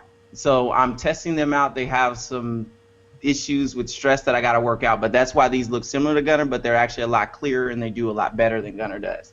So I'm working on those, and so that's what these are. I begged them to do this for me because I have a few pairs of Gunnar around here, but they would not bend for me because they didn't make the frames. So I'm sorry, I had to move on from Gunnar. So, but these are actually better, and once I get all the stress things worked out, then it'll be something that possibly I'll sell or I'll just keep to myself. So yeah. So you had those frames made? Not the frames, the lenses. Okay. The frames are Google frames. Right, the frames are Google frames, but the issue is that Gunnar, they don't want to sell you lenses without their frames. They say that they have a patent on the whole product and they won't separate them for nothing. So, and then I think Ray-Ban Ambermatics looked very much like that, and I think they're probably still available. But many years I wore Ray-Ban Ambermatics, and that yellow. Now when you go out, they get dark in the sun. Do those get dark? Yeah. But see, the only other issue is once I think Carl Zeiss bought them, Gunnar, here recently, and then I tried to reach out again, and still they don't budge. So it's kind of ridiculous. So that's what these are, Si. And yeah, that's all the comments. So yeah, that's all the comments. Okay, the other one that I wanted to bring up from Kevin was talking about the Google Glass tour. And this is a good, he raises a good point there, that they did do a lot of stuff trying to get that publicity out, and still it didn't come out. And I'll be honest, I don't know why. Can you read the comment? The full comment was, he's talking about things that Google did wrong, and he gives the Google Glass tour as an example, where they visited a number of cities trying to show off Google Glass. They were in Seattle, Alabama, not Alabama, oh boy. A rare Alan Dan moment. No, if I, never mind. So he's a Google superfan, and even he didn't know about the tour until I mentioned it on this show. And then he went. And he got a lot out of it. I think the question is, okay, if Google's doing a lot of things and they're making this information publicly available, why isn't it picked up? I mean, it's not like I'm getting their press releases. Why didn't the same articles that are the same press outlets that are talking about the guy in the movie theater not covering the fact that they did these tours? And that's when I go back to it being marketing again, because there are a lot of things that happen within the Google Glass community that I miss, and they could be happening right down the street, and I miss them because there's not enough communication. They have YouTube, they have all these different things. What was their goal, though? Was their goal without even going to the media? They have all these different things, and yet they don't utilize them. Was their goal the general public? Was their goal the general public, perhaps inviting protesters and negative publicity, or was their goal to sort of keep it semi-underground, but like friend of a friend in the way Google Plus was initially? But that doesn't help anything. Right. It doesn't matter that they get the bad publicity and the people are out on the streets waving. It worked in Kevin's case, right? So it worked in Kevin's case. The positive press needs to be public as well. But here's where I disagree with you a little bit, Kadeaus. Generally, I agree with you on this point. My concern, though, is I keep asking, what could or should they have done differently? So you say things like, they should have utilized YouTube. They did. There's a pile of videos on YouTube. But they did that after the fact. They filmed the Durham thing, then they made the Durham video, and then people that are in Durham are like, oh, I would have went to that had I known about it. But it's things like, the Explorer Stories series. They've been doing that from the beginning. They've been releasing, I think it's like 6 or 10 Explorer Stories now, talking about how people use glass. They're out there, but nobody seems to know about it. When these events were coming up, they were advertising it in the community here. They were advertising it in the glass community. They were doing it as a press release. What more? Let me. What they have done, and it's got to be there was something, but to me it more seems like the media decided that they were only going to cover bad things about glass and just ignore the good parts. But like Glass Night Out, that was all over the place. Remember that? That was not a glass-driven thing. That was the community drove it. And was it all over the place? Yes, honestly, a lot of people didn't hear about it. A lot of people didn't hear about it until the very end, when Google stepped in and said something. I guess we're in two different worlds. So you're on the east, I'm on the west. So maybe we're seeing two different things. So I seem to miss everything. That's a fantastic point, Kadeaus. I think that this panel overestimates first of all, the interest in and the access to modern technology.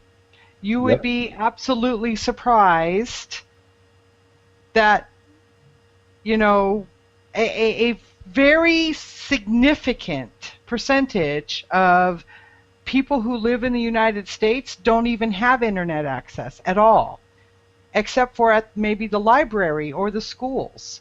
They don't have home internet access. They don't have cell phones, right? They have their home phone, and they can't even fathom spending $500 for a cell phone or a piece of electronic equipment to carry around with them, much less $1,500. So I think that you have to take that into consideration when you're talking about that. We all live in areas, or we have interests in technology that drive our desires and our purchases and things like that, but a vast majority of people who live in the United States are not driven by that. They don't give a shit. No, I'll agree with Dan's point on this one. And so Google can market till the cows come home, but I tell you what, unless Uncle Billy gets a job, then they don't give a shit. But Pam, there are companies that do successfully market to just about everybody. Apple comes to mind. Okay. Well, I hear what you're saying, but I'm telling you that there are huge areas in the United States that don't have any Apple products, and they don't give a shit. Well, but there's a huge number that does. Look at the numbers they sell. Well, of course, but you're this never is going to reach everybody. You're never going to reach everybody. But Right. if Google could But just this is- reach, if Google Right, could but just reach the for people that Apple- Apple reaches, they'd be doing all right. Well, but here's the thing about Apple's reach. If you compare Apple, if you compare it to the real big in iPhone each, initial release, you see a lot of the same patterns emerging. Not the iPhone, the iPod. Sorry. There are a lot of similarities between the reaction and the scope and everything about how glasses is rolling out to how the iPod rolled out. Well, I thought the iPod sold pretty well right from the beginning. But it had a huge negative reaction. Any technology does. That's what I said earlier. People are, in the press and so on love to attack technology any chance they get. And I have to tell you that living here, I haven't heard one bad word about glass. You probably haven't heard one word about it. No, well, that's not true. I mean, I do live in Southern California, and there's a significant tech. Qualcomm is based here, and but do people really talk about glass? Sure, I went.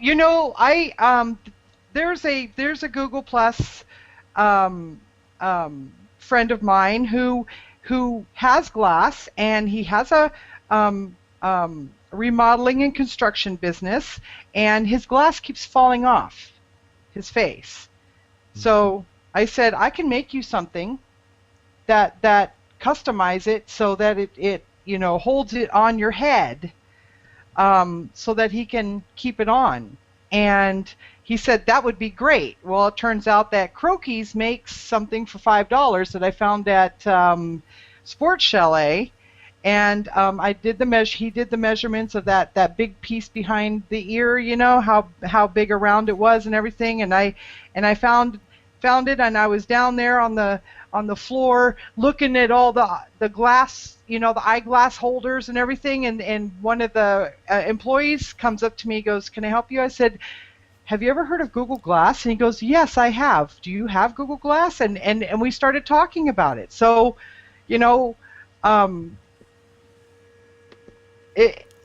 people know about it. They just, hey, that's cool, but that's not cool for me for $1,500. Right. And that's it. Well, it's not going to be for 1,500. And that's fine. People are in general perfectly perfectly willing when they ask me how much it is. I say it's expensive. Their next reaction is usually, "Oh, when it's released commercially, I'm sure the price will come down." They're fine with that. Every place except for San Francisco seems to be fine with that.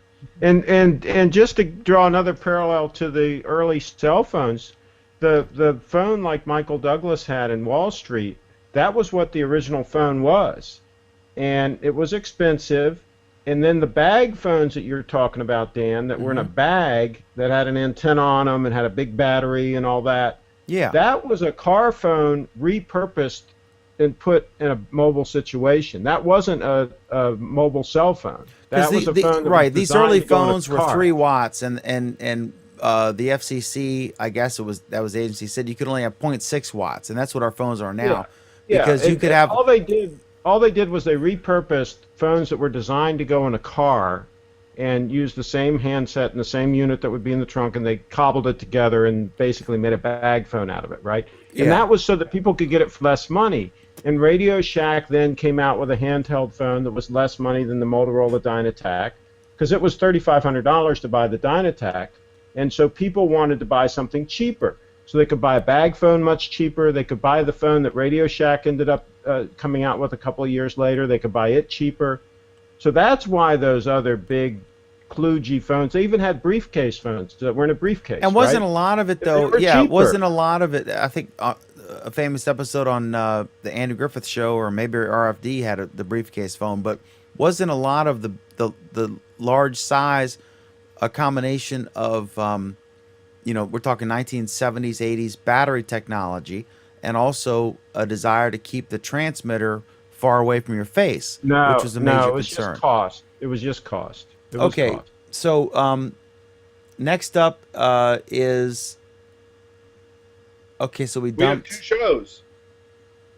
On Monday nights we have a show. Absolutely. On Week, Monday we have a show called Our right? Android Week, which is absolutely... What time is that show? I think it's the only show that Craig Shipp watches on Monday night, except for the Yeah. Hooping Live thing. Is it on at 9 o'clock Monday nights? It happens to be at 9 Eastern on YouTube Live, 9 Eastern, 6 Pacific on YouTube Live, and on Google Plus. And it's just most asbestos. It's awesome. You might get more viewers this week because Audrey's traveling, so she might not be on Hooping Live at 9 o'clock Monday night. This So will you might likely be a actually get- record-breaking show, so we'll have to line up some really good topics. You might get more viewers. It's possible. Absolutely. And in fact, we have a topic already lined up. Kadeaus, you want to tell us a bit about it? I'm not gonna talk about those mother truckers tonight. I'm done. I'll talk about them Monday. Okay, so let me ask you a question. I have Oh God, Dan. I'm just gonna say this. I'm gonna ask you a question because I asked Alan this before the show. The topic was PayPal is now an option on Google Wallet. My question is this: I have a Samsung Galaxy Note 2. I have a Nexus 7, right? With either of those devices, after they've announced, according to Alan, 3 different versions of Google Wallet, with either of those devices, am I able to walk into a Walmart or a Kroger Food Line or a Costco or a shopping mall kiosk or whatever, and purchase a product and not have to worry about bringing my wallet in? Are we there yet? This is something that we'll answer on Monday, our Android week. That's a yes or no question. You don't have to get into the detail, but seriously, can I do that? Because I was asking Alan that. Seriously. Yes. Alan, we can save that for Monday. You guys are just big Nothing. teasers. He was just going to keep going on and on until one of us actually gave him a yes or no answer. A long The answer time is ago, yes. you Next could do topic. that at like 7-Elevens and places like that? I mean, there's certain Still places. can. It hasn't changed. But it may not be the product for everybody. But we'll talk about that on Monday. Does it involve a giant appendix? The answer is yes. Next topic. Pam Adger, how was your Google Plus week, young lady? I know you had a hamburger involved, at least one. You don't have to admit all of your hamburger experiences, but I know there was one. My Google Plus week was pretty good, actually. Let's see. How'd it go this morning? It went well, actually. I posted all about it. I mean, I didn't take pictures of my flattened boobs or anything, but I did. I showed the machine and me in my gown, whatever. I had found a lump in my breast and went to the doctor and got referred to a radiologist for a mammogram, and so I had my mammogram today. And I've been posting all about the, trials and tribulations of working with the healthcare system and trying to get scheduled, and they lost my paperwork and all this other stuff. But once I got in there this morning, and they were so kind and pleasant. I mean, mammograms aren't exactly the best experience on earth, but they really went out of their way to make it as pleasant as possible. And so yeah, that happened this morning. I think that's all. We have horrible wildfires. It's so bad that during the show I had to take a break, and my throat was closing up and I can barely breathe. My eyes are watering. It's really smoky. The wind has shifted, so all the fires that are on Camp Pendleton and in San Marcos, and actually there are 2 on Camp Pendleton. So the smoke is blowing over here now, and it's really chokingly bad outside. It hurts to breathe. So I'm in the house with the air conditioning on, the filters running, and lots of homes were lost. It was pretty bad earlier this week, and some of my coworkers had family and friends who lost their homes, and so that was sad. So, but do you keep your air conditioner running, Pam? I am keeping my air conditioning running now because both my daughters have asthma, or did when they were little, and my husband has horrible allergies, and they're both being affected quite badly. My husband's actually at work out in the open right now, but he's like, oh, it's bad. So yeah, I'm keeping the air conditioning running for now, just to keep the air clean, and the house closed up. So yeah. Got it. Awesome. That was an eventful week. My God. I think it's time for vacation. Kadeaus Kalut, how was your Google Plus week, sir? My Google Plus week from Monday to Wednesday was probably like Michael Ellis is right now. And then after that, I had some issues that we're going to talk about on Monday. And so, yeah, we'll talk about those on Monday. So other than that, my Google Plus week was Michael Ellis' current state. All right. Craig Shipp. We might have gotten... I think you need to zoom in on Michael Ellis to show what his current state is. Let me see if I can do that without exposing... Okay. Yeah, he's recovering from surgery nicely. And he'll be in about 30 minutes ready to party, if history is any indication. I wasn't going to troll him because he's literally recovering from surgery. So, but from being the death. journalist, being the responsible journalist I am, I did click to him when the crowd asked. Mr. Shipp, sir, how was your Google Plus week? So, as you know, I don't really use Google Plus that much, but the closest I got this week was I did get a call from YouTube.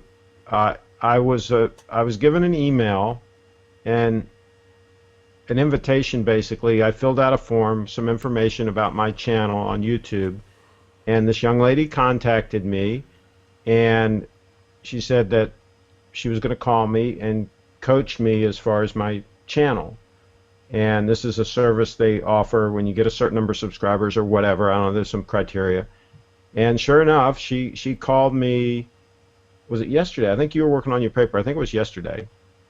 And we had like an hour-long conversation. She went through my channel and gave me tips and advice and all that sort of thing on how to get more views. And it was very interesting. And she's supposed to send me notes of the conversation because I asked her at the beginning, I said, can we do this in a Hangout? And so I can record it and review it later or whatever. Oh, no, we don't do that. We just do this on the phone. And so we did it on the phone, and she was very nice. So when I get the notes, I'll forward them to you, Dan. And yeah, I'd like to see those yeah, for sure. But it was pretty cool thing. Awesome. So you get to meet a YouTuber. Well, just voice on the phone. I wanted to do it in a Hangout, but she because wouldn't do why it. on earth would a Googler use a Google product? Well, YouTube. She works for YouTube, so I don't think they talk to the Google Plus people. When I mentioned Google Plus and I mentioned Hangouts and all that, I mean, she just moved the conversation along really fast. Maybe she didn't have that app on her Mac. Yeah, she moved the conversation along from that real quick. I'll do mine real quick, and then Alan. I had a good week. It was actually it was a semi week. We had a power outage, so I was unable to print the paper. So I was asleep. I'm on 2 hours sleep. If I seem like a zombie or stoned or whatever, it's because of lack of sleep. I'm sure I look like $1 million. Not really, but yeah. So that happened. So I woke up at 7:30 after going to sleep at like 4:30 or whatever it was, and anyway, so here I am, still alive after a long Google Plus week, but we're on a big recruiting drive in Northern Virginia and Northwestern Virginia, and it's a great opportunity. We're trying to find sales representatives. So if you live in that area, hit me up. No, I'm not going to give you my cell phone or my email address, but you can, if you know how to use Google Plus and you're technically savvy, you can figure out how to get a hold of me. But it's a great opportunity. I will sell you his cell phone number. So you have my digits, right? And whatever price you work out with Pam, I'll beat it. That was almost like a Mike Ellis waking up moment, randomly, except with boobs. And exciting boobs because they're mammogram free now. Like he's, no longer appendaged. Okay, so anyway, stop digging the hole, Dan. Yeah, but if you want to make 6 figures and you're in Northern Virginia and you can sell, contact me. Okay, so Alan Furstenberg. Speaking of an appendix, I can resist. It's topical, not related. Alan, what is that thing we do on Monday night? I can't remember. It's 9 p.m. You didn't even ask me how my week was. I was going to ask you that. But instead you decided to ask me what we do on Monday nights. I thought we'd do a shameless plug first, yeah. We have to wake you up for? Absolutely. So how was your Google Plus week, sir? Pretty damn awesome. I had busy as hell, but pretty damn awesome. Yesterday I was I went to an event at the New York City Glass Base Camp where they talked about a bunch of new glass apps, which was fun. Got to talk to a bunch of people, all of whom knew me, sometimes from this show, sometimes from other work that I've done in the glass community. But it's great to hear people giving positive reactions to the book, positive reactions to glass, and just standing there and brainstorming how people are using glass and how they want to. So that's been fun. And a bunch of us are talking about some glass developer events for later this summer, early this fall. So that's that's going to be fun. We've got some really fun stuff planned, and I'm really excited to see how that all goes. Is it going to be like LARPing with glass, or? No, that'll be interesting actually. No, these are some developer events, not social events. The social events, there are plenty of other social events planned. LARPing, yeah. So we've got a lot of great stuff coming up, and I'm really excited to see where all of that's going. And I met up with some of the developer relations people from the West Coast. Always good when they come into town and I get to chat with them. So that's good. And just a lot of work, a lot of fun work though. So it's been fun. Yeah, Dan, I know you're yawning. I'm dying here. I'm literally. I'm gonna pull an Ellis any minute Don't now. say that when Mike Ellis is sleeping on the next panel. Just I don't want to that's give him not the right nightmares. phrase to use. But yeah, I'm really tired. 2 hours sleep in 48 hours is, I'm getting old. I'm almost. So does this mean we're actually going to end the show? Are we done? We got to do a shout. Yeah. We got to do a shout out to Tech Webcast. Our buddy Jody and Brad and company are doing that wonderful show, Tech Webcast, out of Australia, and it's awesome. I think Alan, you've been on it, right? I've been on it. I think Craig's been on it. Yep. I noticed they left Kadeaus out. I think it's the glasses. No, because they invited me on to talk about glass. Oh, okay. So it's not the glasses. This is demeanor or something. Hey, we want to thank you all very much for watching. We appreciate it. Do check out Tech Webcast. It's a great program. I really had a fun time on, except it conflicts with this program's time slot, so I can't do it. But guys, thank you so much for commenting and all that stuff. We are Google Plus Week every Friday, 8:30 p.m. Eastern, 5:30 p.m. Pacific, on YouTube Live and Google Plus. We also have this other cool program. If you are an Android enthusiast or someone who just has an Android phone and wants to learn a little bit more about what's going on with it, that show is called Our Android Week. It is every Monday night at 9 p.m. Eastern Time, 6 p.m. Pacific. I just got a virtual smack from Pam just then. We thank you very much for watching, and we hope until next week at Friday at 8:30 p.m. Eastern, you will have a wonderful Google Plus week. Thanks so much.